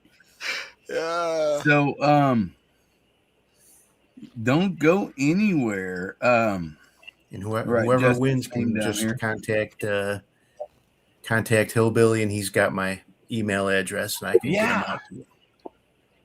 So man, I wish you emailed me. I got those pictures, but I don't have time to go download them and pull them up here. But I don't it have is them in here. super cool. I mean, let me see if I got something here. Hold on. They're giving Chad a rough time out there, doggone it. So Justin has a better hairline than Chad. He has a better hairline than me by far, too. Yeah, man, you don't want to go bare sides up against Justin, that's for sure. Alrighty. So Nibs, see, you said you got a picture of it, or I don't know if it can show up or not, but can you see that? Can you pull that up? Hang on, let me scroll down here. I got you sharing two pictures. You still got the wrong window. Rifles. No, I'm showing my phone right here. Oh, I'm sorry. Hang on. Let me pull you up. Sorry about that. I was looking for a shared picture. Oh, it's not gonna show though. Crud. Yeah, we can see it. Unfortunately, I can't transfer this over to my phone, but yeah, to my they are computer. super cool. The rifle looks perfect. Right there, just give it away.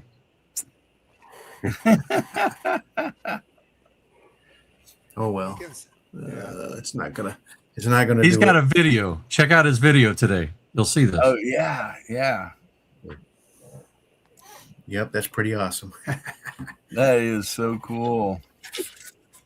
So we're going to roll again for Nibs here, and I've seen the pictures of this stuff, and that looks awesome.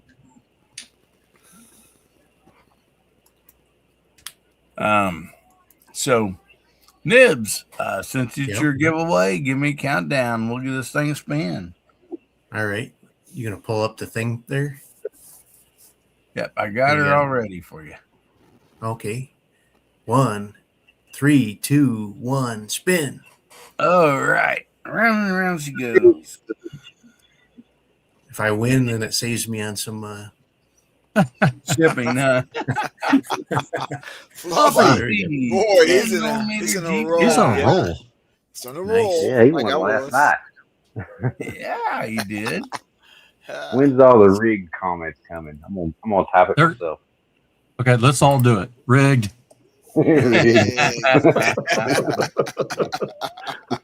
There we go. Now they're all coming in, and so Fluffy, you still out there, buddy? He is. He say thanks. Actually, Hillbilly, you can say nothing for the rest of your life about rigged after the drawing. I know he won like 4 times in a row on the same day.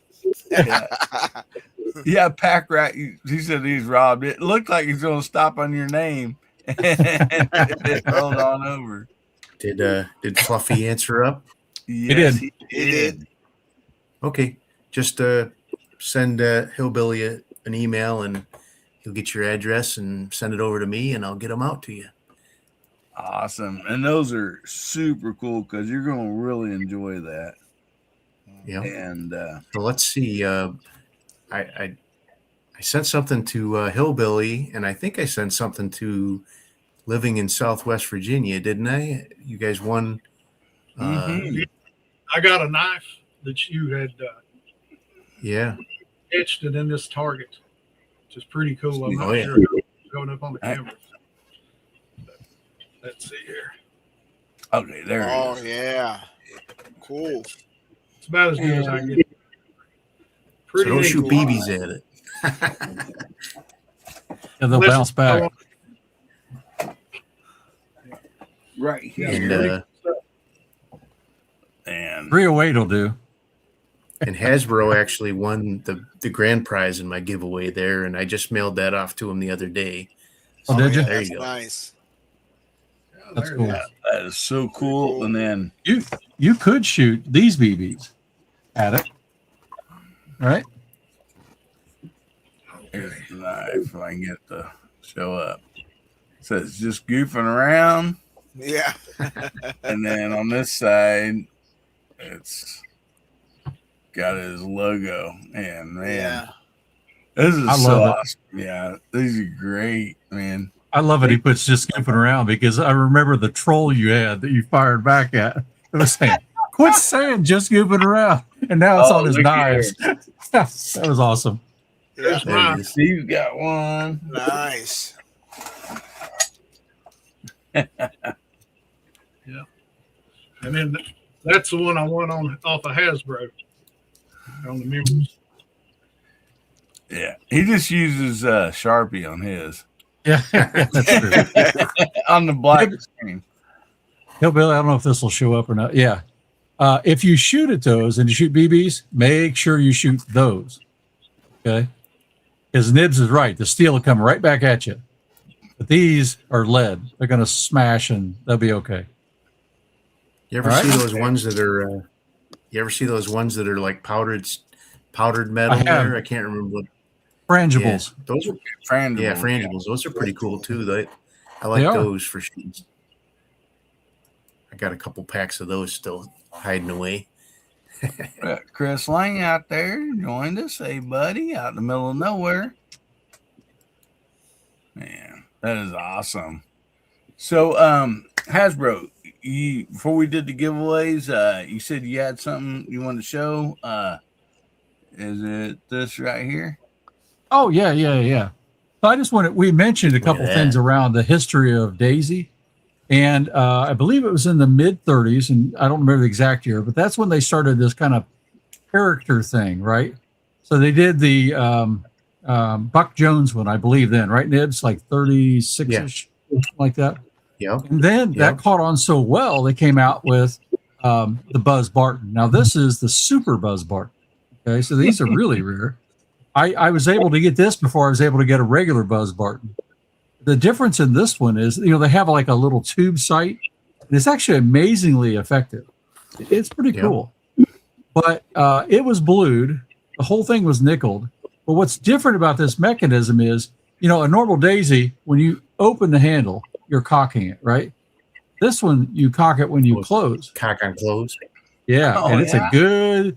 It's what why they came out with a bear trap, because you get your fingers in there and you're gonna have a really bad day. It is a really cool gun, but unfortunately, a lot of them will tend to crack the stock because of that, because you're putting a really unusual moment on the lever. But they're really cool rifles, and I just thought I'd mention that because of the kind of cartoon, or actually they were comic strip characters, I believe. Right, one was a movie, and the other were comic strips, I think. Yeah, but they're really kind of cool. One I don't have yet. Hell, I'll trade you the rifle behind you for that one. Oh yeah, I don't think so. You can see it only costs $3.18 there. So. Yeah, it's right. Anyway, I just Wasn't thought we'd Buzz mention it Barton because a Western movie guy? I think you're right. I think you're right. Yeah. I think he's on. They made a. I think was he's it on Flash Blazing Gordon? Saddles. Yeah. Was it Flash Gordon pistol?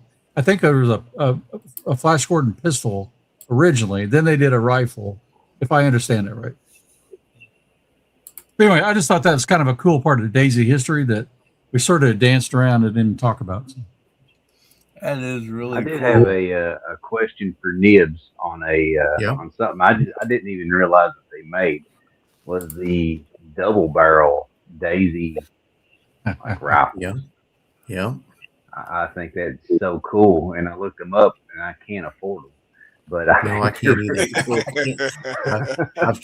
I've chased a couple of them, but they've always gotten out of hand, so I let them go. So they're pretty cool, though. Yeah, I didn't even realize that was a thing. I thought it was a very unique thing, something you don't see anymore.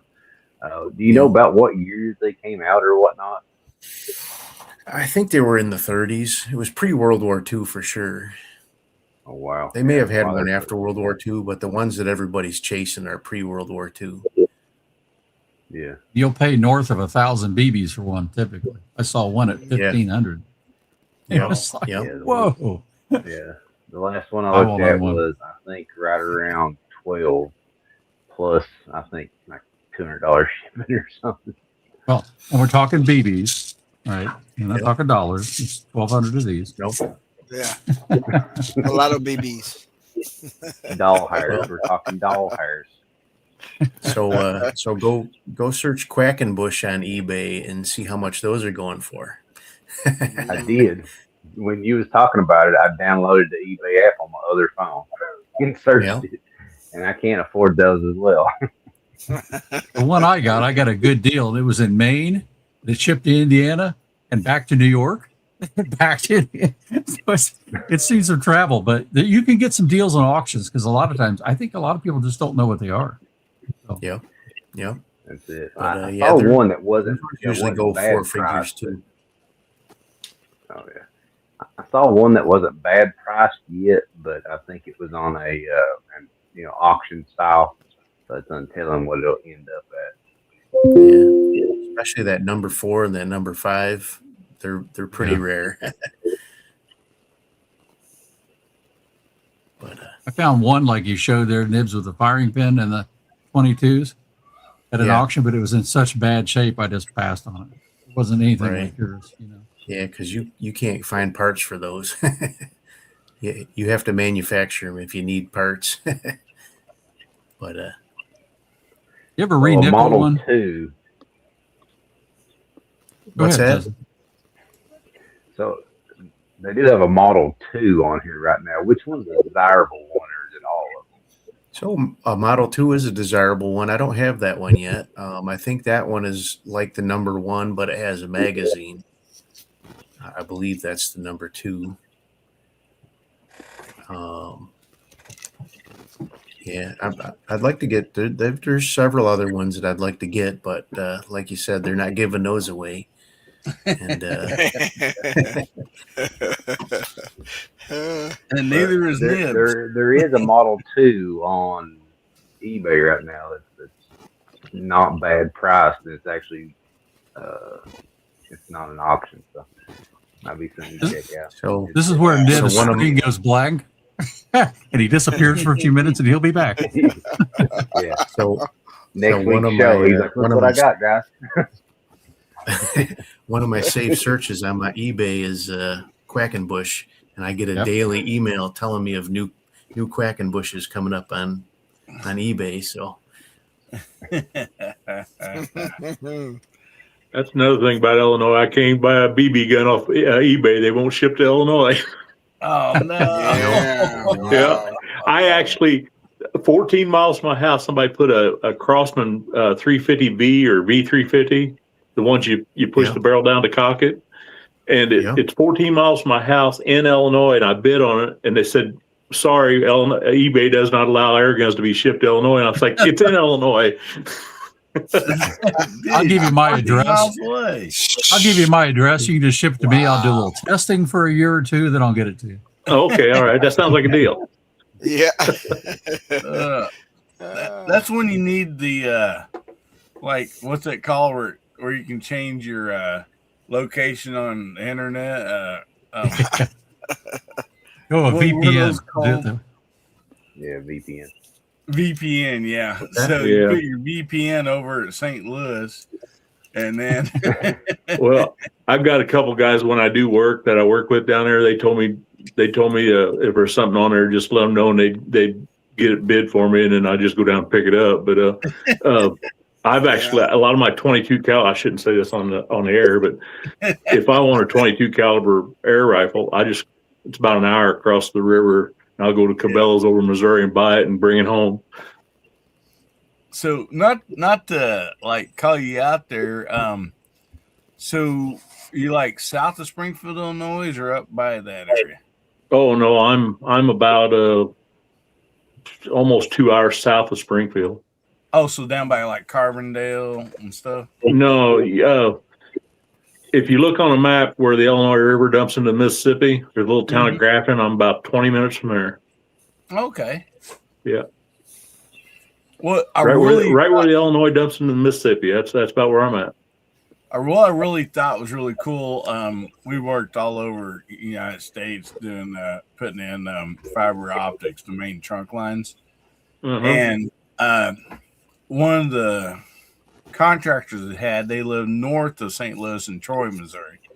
So we was in Illinois, and so we turned there by like Springfield, Illinois, and cut across, to go up north and come back down to Troy.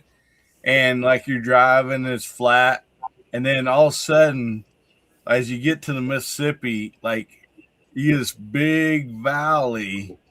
And then on the other side where Missouri is, there's a rock bluff, and then you got this long bridge going across through there, all the way over to Missouri. And it's like good dirt in the Illinois side, but you literally can be on good dirt and see big rock bluff in Missouri. I mean, it's like, it's rocky over here. Yeah. Troy's almost. Guys, real quick. Yeah. I'm sorry to cut you off. My phone is about dead, so I'm going to go for the night. Thank you all for having me. All right, Justin. Take It's care. Justin. Yeah. Keep up the good work. You're doing great stuff. You're doing great stuff in your channel. Keep it up, brother. Yeah. Yes. Real quick, go ahead and plug your channel, Justin. What you got coming up? Fuel and Firepower videos at least twice a week. Shorts. Do all kinds of air gun stuff, silly stuff with whatever I can find at Tractor Supply. Go check me out. I appreciate y'all. Yeah. Yeah. You got me looking at Tractor Supply now.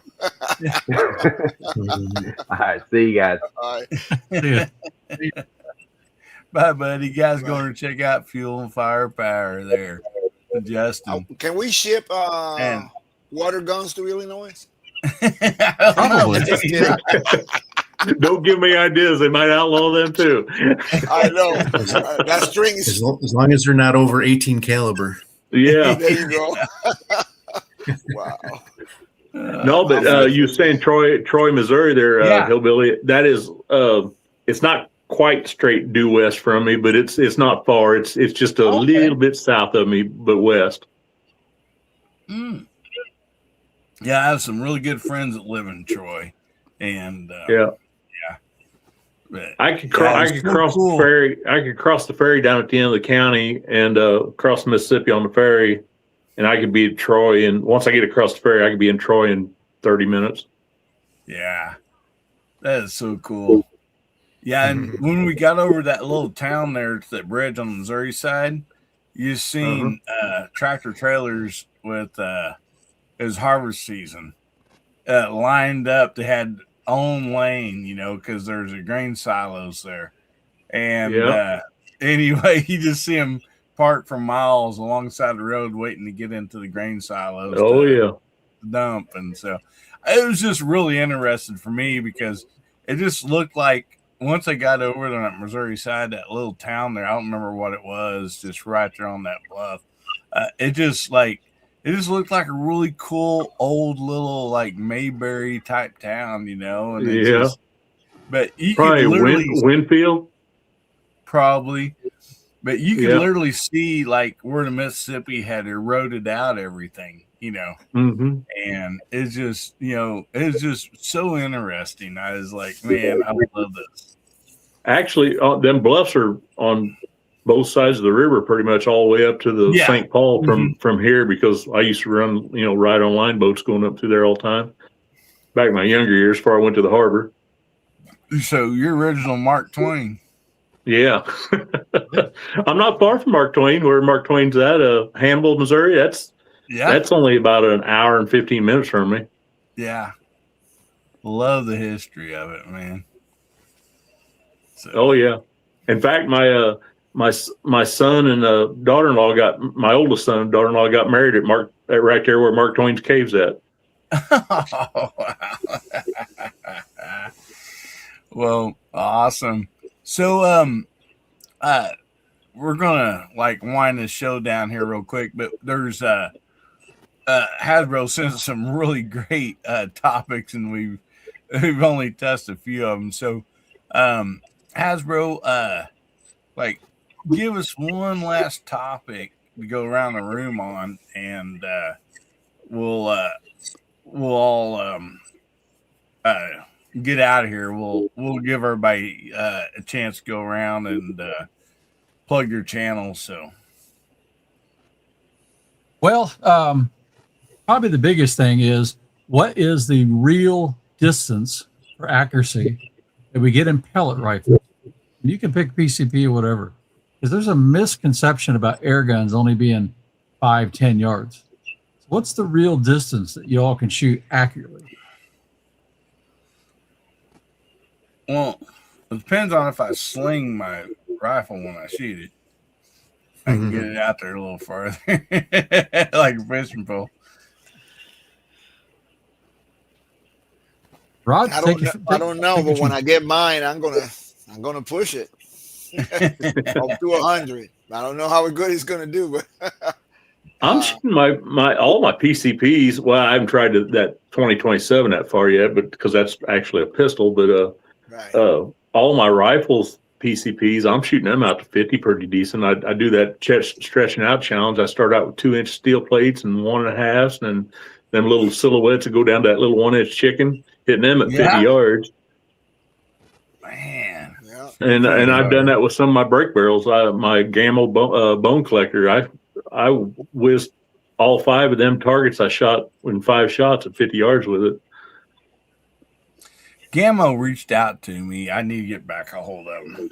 I'd like to get a nice brake barrel from them. Yeah, they make some nice. I've got the Gammo bone collector, which has got the nice wood stock and all that, and then I got their Magnum. It's the Gen 2 Magnum, in 177. That thing is a hard shooting gun.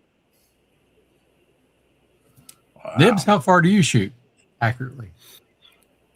Well, I like to shoot most of my air guns at 25 yards, but the PCPs I do stretch out to 50 quite often. I have tried 100 yards a few times, but boy, those pellets run out of energy somewhere between 50 and 100, and they just don't group very well. Even a nice gun that groups great at 50 yards just blows right up at 100 yards. So get you the 72 caliber, and I bet you it goes that far. probably, but they're not giving those away either. So no kidding. But yeah, you know, my springers, I love shooting the springers at 25 yards. You know, brake barrels. I call them springers, but some of them are gas rams. And then the PCPs, I try to stretch them out to 50. You know, unless they're a pistol barrel, like Rod was saying, which you know, the Notos is based on a pistol. The 2027 was a pistol, and we converted them. You know, several others that were the the Hatsan Jet and Jet 2 there, that they're basically a pistol with a stock on them, but you know, keep those at 25. But you know, and then you got your BB guns. I shoot those at 5 or 10 yards and have fun with them, knocking cans over. Cutting them in half. We did a lot of that this year. Yeah, 499B. You know, that's an amazing. I actually did a 50-yard video with my Daisy 880, and I was hitting it. I hit all. I just did the 5 2-inch targets, and it took me like 7 or 8 shots to get them all hit, and it was just.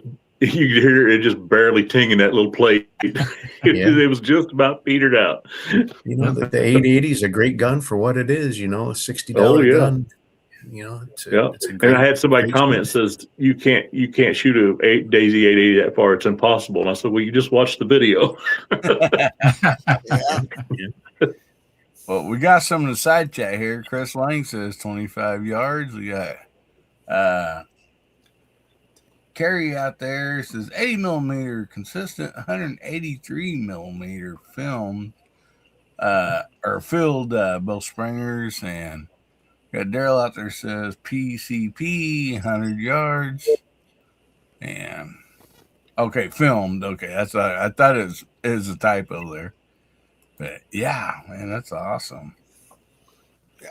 I mean, they do make some really nice high end PCPs that, you know, I can't afford, that will shoot, you know, sub MOA groups at 100 yards and 50 yards. And wow. But I'm going to find out this year what my Gauntlet 2 does. It's the only PCP I have. Don't laugh, Nibs. Yeah, but I'm going to give it a run.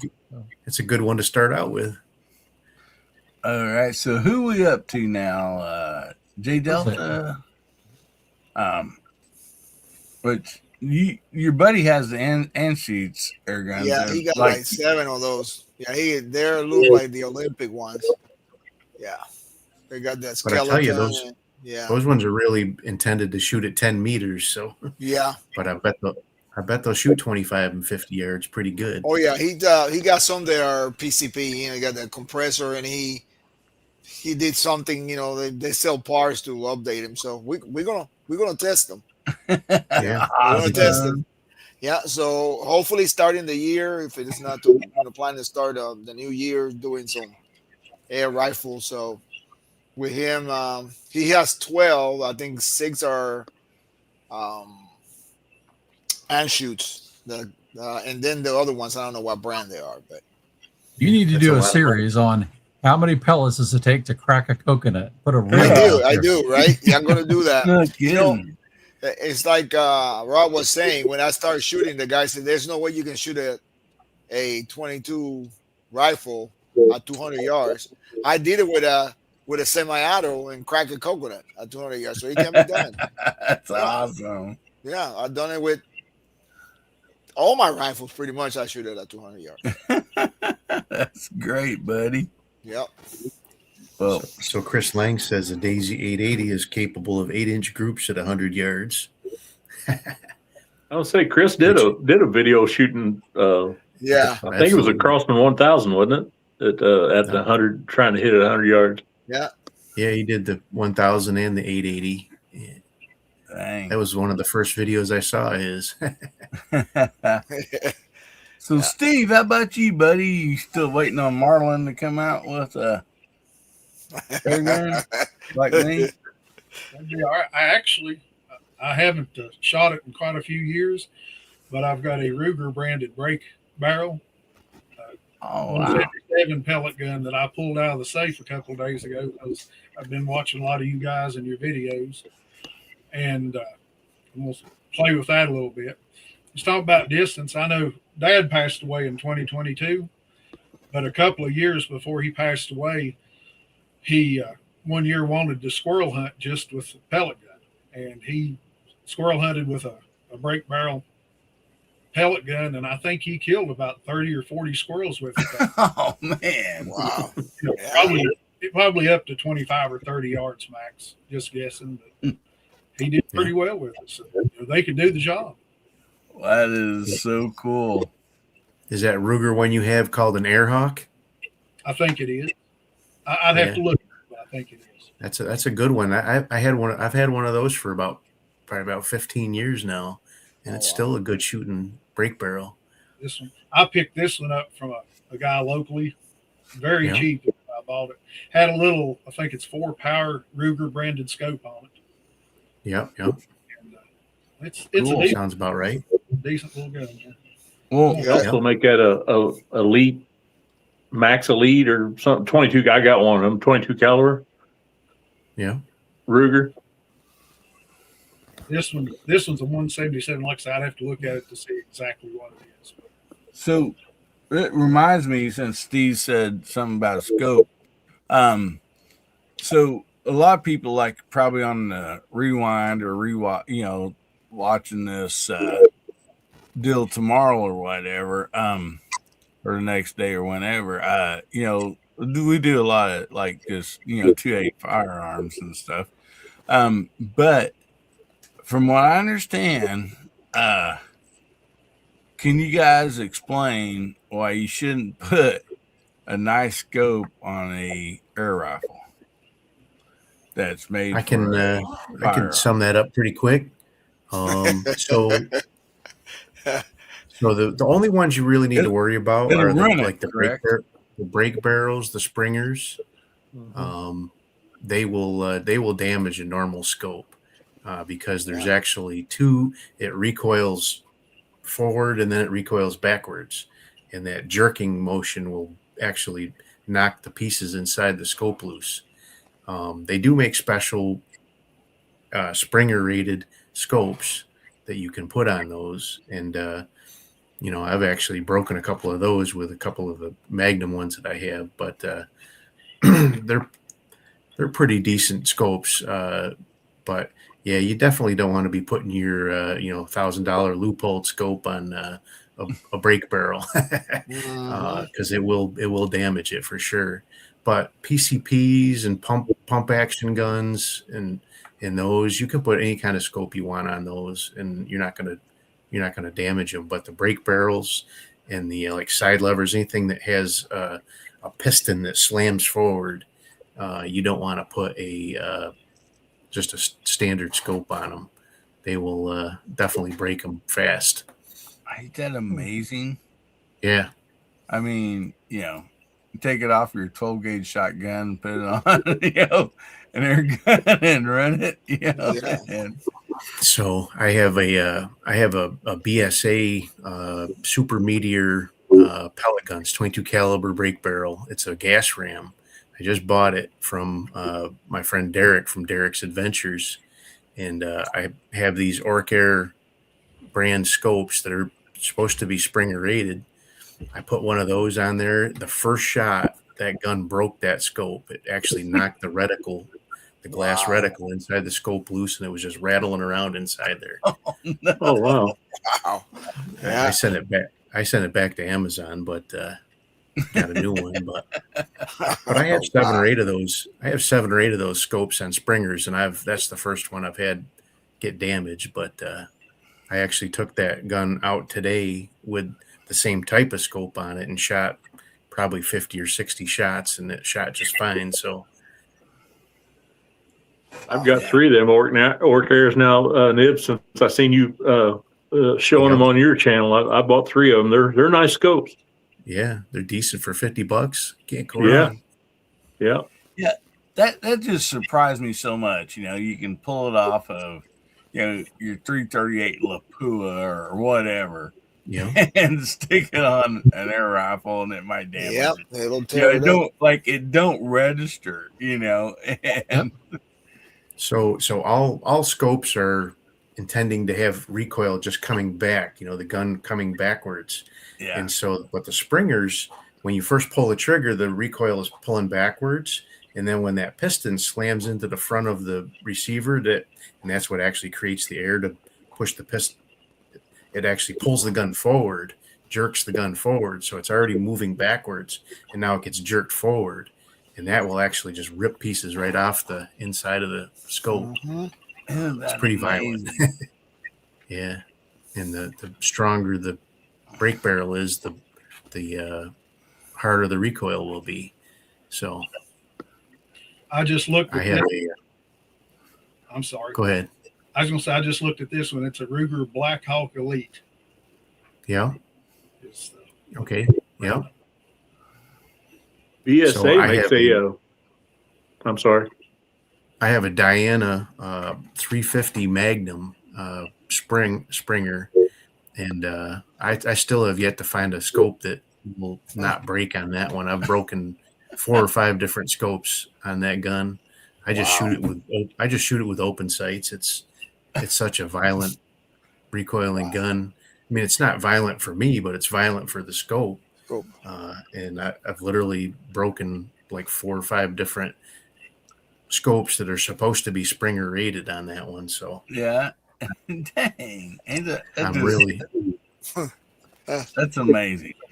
I'm really BSA makes a nice Springer rated scope. That Outlook, I've had it on my Gamma Magnum and for about 4 years now, and it's held up good on there. What's it called? The BSA Outlook. Okay, I had a BSA Sweet. I can't remember. I had the Diana did bust a BSA. I don't think it was an Outlook, but I had an Outlook, BSA. I had a Hammers. I had one of those Orc Airs. What else? There was one other one, at least I know. I can't remember the name of it, but I've broken those 3 and then one other one on that Diana. You'll shoot like 20 or 30 shots, and all of a sudden the bullets will just start flying all over the place, and you shake it, and you can hear stuff rattling around inside the scope. Justin out there says he's got a BSA scope on his Stugger X5. Yeah, those guns aren't nearly as powerful as that Diana, though. But is that Diana? We're going to call it a scope ripper. Yeah, we're going to call it a scope ripper. Yeah. Oh man. Rest in peace. Yeah, I just thought that was amazing when somebody told me that. They're powerful. Like, what? You take your $1,000 scope and stick it on certain air rifles and mess it up. I was like, that's you saw the Anschutz rifle that I posted up there. That one I got all Riton scopes are Springer rated and they're lifetime warranted. So if you ever do break one, it's quite no questions asked. You send it back to them, they'll fix it or replace it for free. So expensive, but that's cool. Yeah, that Riton scope I got on there, they sent it to me to do a review on, but that's like an $800 scope. But it's Springer rated. It's a 5 to 15 power. What was that other brand of scope you said you mentioned? Orc Air. Orc Air, yeah, that's it. Yeah, it's a really tiny company. They only have like 2 scopes. They have a couple of PCP compressors and a little PCP pony bottle. That's all they sell. But they've sent that they have the one scope there that me and Rod were talking about. It's a 3 to 9 by 40, and then they have another one that's like a 5 to 30, and that's not Springer rated, but it's a really nice. I've got it on I've had it on a couple of 22s for doing some bench rest shooting. It's a really nice scope. Doesn't Hawk may also scope for air rifles? Hawk? I think some of the Hawks are Springer rated. I've never had one, but I think some of the Hawks are Springer rated. But hey, you should start, Nims. You should start a series. Send me your scope. Give companies. That will be good. I mean, you say your scope is rated, right? Send me your scope. Yeah. We'll shoot it. We shoot 10 pellets or 20, and then we'll go from there. See what happens. Yeah, you need to call that the dirty Diana. And the Scope Reaper, Diana. You'll be the yin to Cyclops Joe, or the good side, the bad side of testing. Yeah. You do it with a gun. He does it with other devices. With the other, utensils. Yep. Oh, speaking of that, I see him smacking it. Yeah, I saved this. Smacking it with the unmentionables. I saved this for today. So he came out with a video, right, about a hawk scope, and I watched it. But when I clicked on the description, AI comes in automatically now on YouTube, and it gives you a summary of it, right? So this is what it said. At the bottom of it, it says, expect some unconventional testing methods. I was dying when I read that.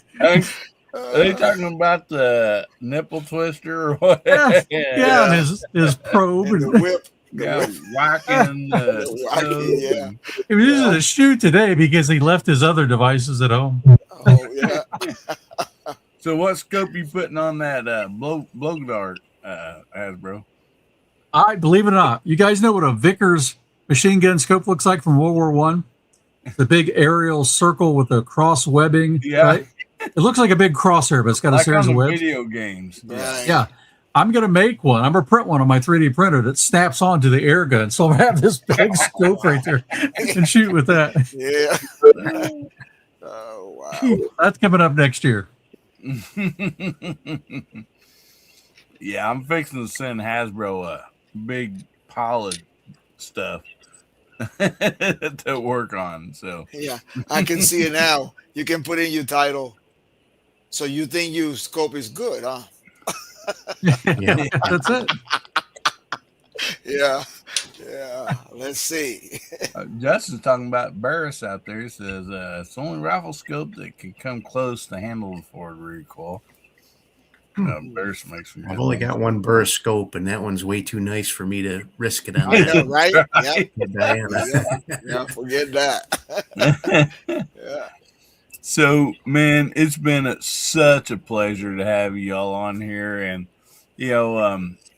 talk about these air guns and stuff. It's been a change, and from like most usually firearms or whatever we talk about on here. And I appreciate each and every one who's been on here and the side chat. But let's go around the room and let everybody plug what they got coming up.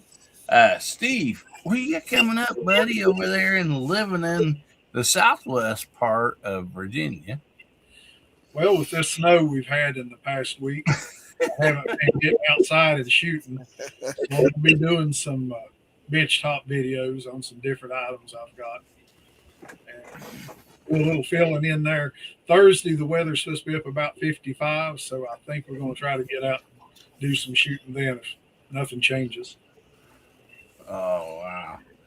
Well, hopefully, you can put your galoshes on there and go out in some melted snow and get you some videos shot. Yeah, need to get some. If the camera battery don't freeze up on you. Well, everybody go check out Steve over living in Southwest Virginia. Great channel. Fun stuff to watch. He's got the right idea. He talks his brother into buying rifles, and, certain rifles, and he shoots them on the video. Like, hey, bro, I think you should get this rifle. I've been known to send him gun broker listings if I see something cool. Yeah. Say, hey, bro, I think you need this one. Yeah. So thanks for being on here tonight, Steve. Jose, what do you got coming up, brother? Monday and Wednesday next week, I got shooting the Anshu 1761 at 100 yards. So it's fun. With Ely Match, it's amazing what the weather and the different ranges. It's the same ammo, the same rifle, and one group's real good, the other one group's okay. And then we got some other videos coming. And then on the day after Christmas, December 26th, we start the Bad to the Bone series, which I am doing Wally's rifle, the L3I with the Stinger, and I'm comparing into all the rifles. I start with the Voodoo, and we are shooting Federal Auto Match. So that's Hasbro's favorite ammo. Look at that. He's twitching. No. His is He puts it through such nice guns too. And it's like, I put oh it with man. that. So it's gonna be fun. You don't want to miss it. And then the video after that will be with the CC457 NTR, and then we do the B14, and we finish with the remix. See how that goes. But we're not gonna shoot a Federal Auto Match. We'll shoot all their ammo. So, but that's what I got. You shoot Thunderbolt. Yeah, I'm you shoot going to do Thunderbolt. that. I'm going to do Thunderbolt, and for Boomstick, I'm going to do Academy ammo. What is that? Monarch. That's coming. Yes. So yeah, I'm going to Appreciate call you for an having me tonight. intervention. yeah, As you fire Thunderbolt down that Rimex, I'm calling for I an am. intervention. I'm going to do it. We'll see. That's a Mueller Works barrel. I know. Can you shoot Gucci ammo? Can you shoot non-Gucci ammo? That's awesome. You hear during that video, be able to hear that barrel scream. Yeah, Oh, please man. no. And I'm going to do like Joe. Shut up. You. I won't. Shut up, you wimp.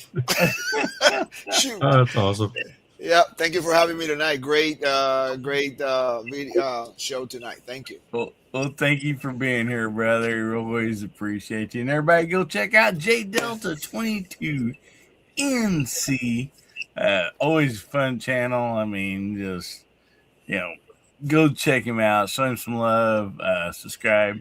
And same with everybody else here. I mean, and there's some great channels out there on the side chat also. So check all them out too. Nibs, what you got coming up, buddy? Well, before we get into what I got coming up, I got one more picture I shared down below there. I want to show. I got to tempt Hasbro with this one. So this one is a really cool. This one's made in Sweden, and it's a brand called Excellent, and the model is a C1, and this one is actually a pump. You actually pump this. It's like a bicycle pump. Pump it in and out. Yeah. And, Wow. So Cool. this gun That is started cool. being manufactured in 1905. Wow. And the example I have here was made between 1905 and 1912. In 1912, they replaced this metal pump handle with a wood pump handle.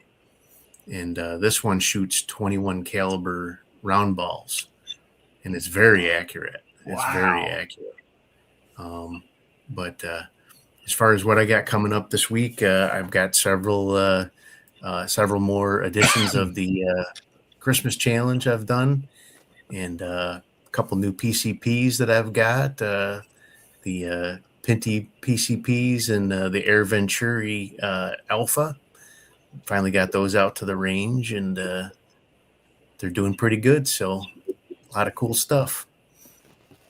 Oh, I haven't shot a 22 in a while. But that's awesome. Lots of fun.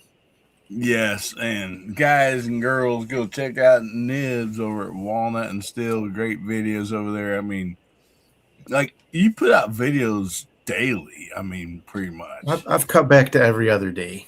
Every other day. Every other day. Oh man, just Yeah, I can catch up. I see the shorts with a knife, and I say, "Oh, he got another one," and I go back there. Look. Oh my god! Yeah.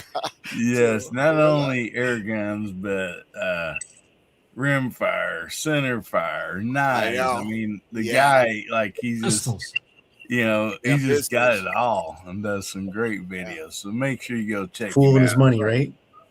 Yeah. Fooling his money. Yeah. It is. Well, thanks for being here tonight, Nibs. Appreciate you, lots of brother. Rod, what you got coming up, buddy? Well, next couple videos for Illinois Air Guns is tomorrow will be I did a Christmas challenge of lead fevers, and then Tuesday I did a Christmas challenge video with targets that me and Justin from Fuel and Firepower got together and put out, and And then probably try and get my video out for the Penny Striker sometime next week. I got to get it shot again since my mic's messed up. But that's what's on the horizon for that. And then Illinois Air Guns, Rod's Fishing Adventures.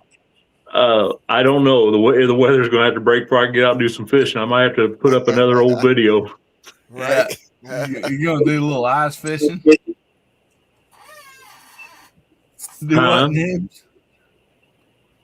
No, I quit ice fishing when I got old. I don't like slipping around on the ice. So, Nibs, you said you had something there you want to show real quick?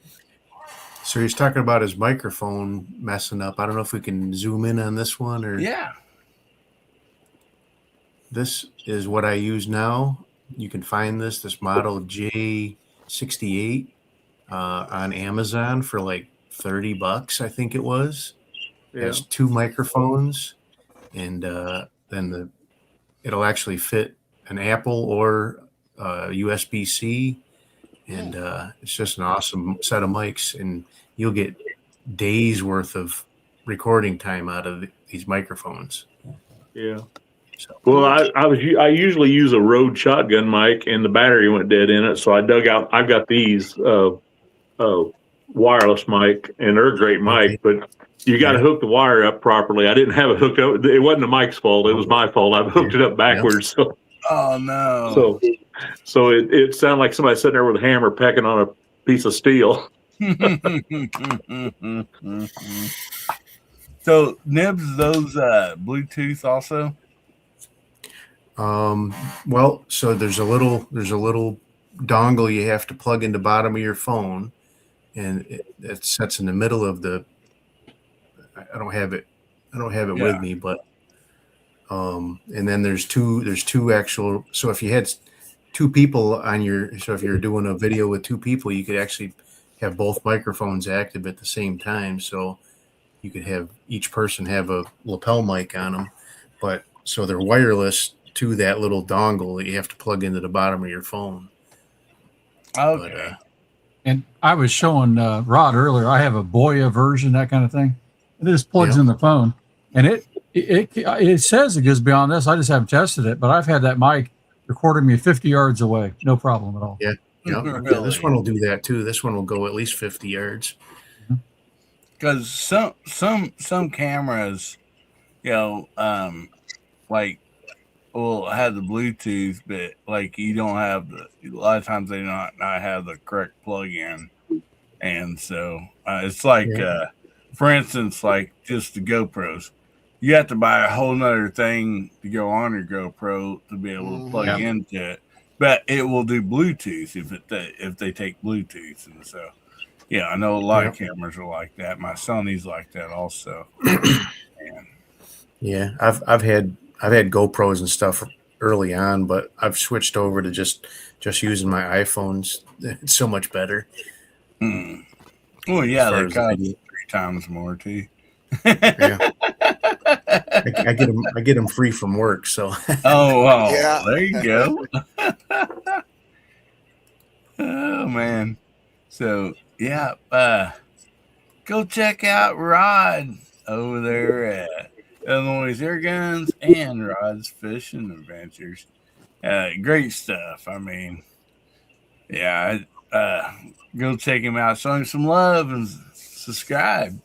Hasbro, what do you got coming up? But don't leave that Christmas challenge out either, because that is a lot of fun. Well, let me mention that first, and then I'm going to mention that number I just threw up there. So here's our 2025 Christmas challenge. I've already mentioned it once, so we're not going to go through and spend too much time on it. But go out and shoot this, because like we mentioned, if you just try and you hit this paper and you send me an email with a picture or better yet a video, you're going to be entered into the drawing that'll happen the 1st of February. You'll have all of December and all of January to shoot these targets. And there's tons of categories. And so every time you enter into each category, if you shoot each category, you will get 1 ticket minimum. Now, you can't shoot 10 in one category and get 10 tickets, right? It's not going to work that way. Yeah.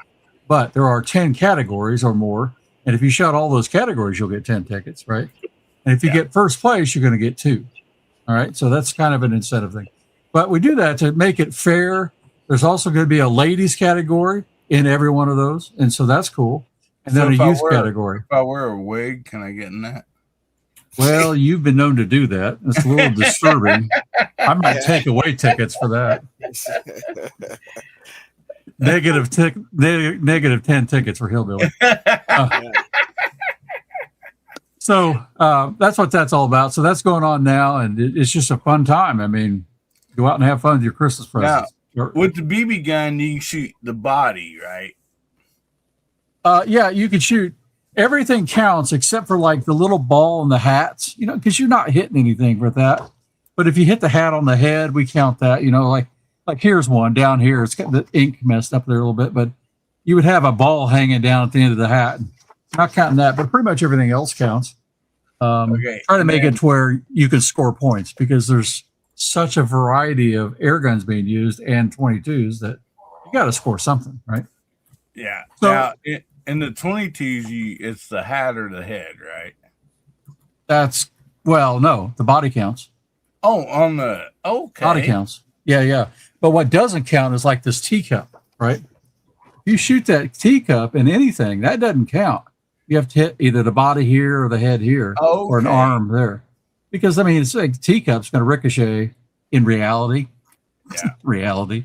Well, I shot mine when he was sipping. When he was sipping, I hit it right between the teeth. Right on the cup. You'll get to see the video. You get to see the video. Okay. He was bending over, and I took the shot. The number go ahead, Hillbilly. I was going to say, if you hit the Hillbilly in the head, you should lose points. Okay. Right. No, there could be a bonus round for that. Speaking of the Hillbilly logo, I noticed the other day, Hillbilly, when you shot yours, that wasn't on there. That last video you put out, he had an early target. Yeah. And, so we were testing it, refining it. Used some nice ammo and shot it like 2 or 3 times, and then Hasbro's like, "Oh, I got the updated target coming out," and I'm like, "Oh man!" He goes, "But I counted his points. The Hillbilly logo." And I'm like, "I counted his points because he shot pretty well." Don't let that guy deceive you. If he has a decent gun, he can shoot. Like I said, all right. So that number, what that was about is 2 things. So first, let me show you. So sometime this week, for members of my channel, Hillbilly, you wanted another one of these. We're going to give away another one of these. Oh man, I gave one I won so much on your deal. I'm like, I 3 or 4 times in a row, and I took the first gift and then I give it to some roll again and give it to somebody else. So we're going to give away one more of those, and then next month for the members, I have one more. So we're going to give away 2 more in the next couple months. So your chances aren't too bad. But then the other thing, and I haven't deliberately said anything about my channel hitting 3,000 because I know you're also really, really close. And I don't want to distract. All I'm going to do is say this because I need your help. I'm going to put a video out this week about hitting 3,000. I'm 4 away right now. Right? So when I hit 3,000, I'm going to do a giveaway, but I need your guy. In fact, I know Nibs, you do that too. I'll put something in the comments if they do that, and then I'll do a raffle from that. But what we're going to give away is actually what's kind of hard to find, unless you're Nibs, who gets 3 of them. And that shoots. Oh man. Okay, so these are straight from Daisy. It's the only place I've been able to get them, and so I have a brand new one there, and we're going to give that away. As soon as I cross 3,000, I'll do a video. So probably sometime tomorrow. But I'll need your guys' help on how to track the comments. I really don't know how to do that. How to get a code word out of it. How many did you say you're shy of? 4. Okay. There's people out there at the Blue Ranch. Here, I'll do it. Or whatever. Let's get Hasbro over that. I mean, come on. I mean, that's just. I can only subscribe once. Amazing. Yeah. So, after this show, there's probably only 4 people left watching anyway. So it's like,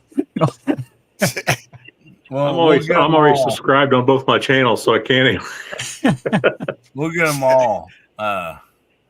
right there. Maybe in the backside of this, we'll talk about how I can track that, and I'll do a video, and then we'll put a phrase out there for you to put into it. So there's 18 people still watching. So 18 people out there. Go subscribe to Hasbro's channel, and I'm going to pin this at the top because we'll still be a few more minutes. So click on that link and subscribe, please. We already said, James says, post your channel, I'll sub up. Yeah, and right there is the link. It's on the side chat and at the top. And so this is going to be like a Jerry Lewis marathon. It's going to be sympathy subscriptions. You're only 3 away, bro. Yeah. I just we still have phone lines open. We still have phone lines open here. We're just going to stay on. There we go, 998. Yeah. I will stay on here, even if it's by myself. Hasbro's going to hit 3,000. I mean, look, fake email accounts. 298. Yeah. Perfect. Hang on a second here. All I want for Christmas is to hit 21,000. That's all I want. Yeah, you dog. I think it's awesome. 200 away. So I have a B channel, and I don't know if I am subscribed to you on that B channel. Oh boy, now we're cheating. No, it's so Jerry Lewis would take any donation. So I advise everybody that has a gun channel to have a B channel, honestly, because you never know when you're going to lose that channel. And we call it getting boomsticked. Yeah, exactly. Boomstick channel. He's got a gift for it, man. Well, my air gun channel is my B channel. I started the other one first. All right. So yeah, I'm close to 3,000 myself. I'm at 2,900 away. Oh man, I'm just kidding. So American Hillbilly, which is my B channel. Just subscribe. Oh, there we go. $2.99 or $2.999. There you go. Wow. Come on, we gotta have. I'm so nervous. Yes, we're going to get you to 3,000 tonight. And I thank you, Hillbilly. I just didn't want to distract any from you because our channel's been pretty much growing parallel. I am like, I don't know, 80 some away. I'm a long ways away from 3,000. And so, I mean, I'm still going to do my giveaway when we hit 3,000. I just said, like, if we can do it before the first of the year or by the first of the year, I'm just going to double the gifts, And, but yes. Okay, well, we're going to start a live stream for 7 straight days. We'll do a marathon for Hillbilly and Nibs. Push them over their thing. Hang on a second here. I have something. Okay. I'm going to start a second channel right now just so I can subscribe to Hasbro again. Yeah, I deleted I unsubscribed and resubscribed. So hopefully that helps. Yeah, I don't think so. Is that hillbilly math? I don't think that's the way it works. Cooter ain't got a channel or that. How does Cooter not have a channel? Dude, he ain't got it. Internet. That's right. He's not entrepreneurship. Fills the internet. Yeah, he's into entrepreneurship. He's not into the internet. He did internet and use his Commodore 64 to sign. There you go. Hey, I still have one. So hang on a second here. I'm gonna get you over this right now. Now you watch. He'll do it, then he'll unsubscribe.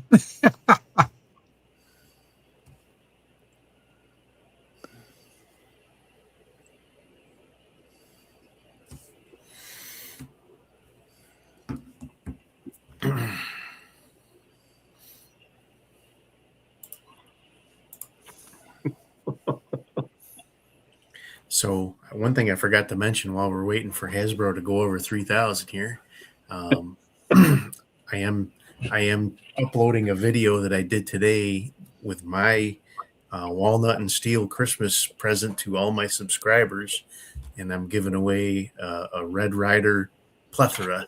I've got a Red Ryder pistol, I've got a Red Ryder BB gun, and I've got a Red Ryder pocket knife. Well, it's actually a fixed blade. That's pretty So cool. I'm doing a three prize giveaway, and Cool. so as soon as I get it uploaded, I'll probably make it live tomorrow, and then it'll run till I'm going to do the day before the 23rd, the day before Christmas Eve. I'm going to do the actual giveaway, and so that'll be my Christmas giveaway. So that'll be a lot of fun. Oh, I need the knife.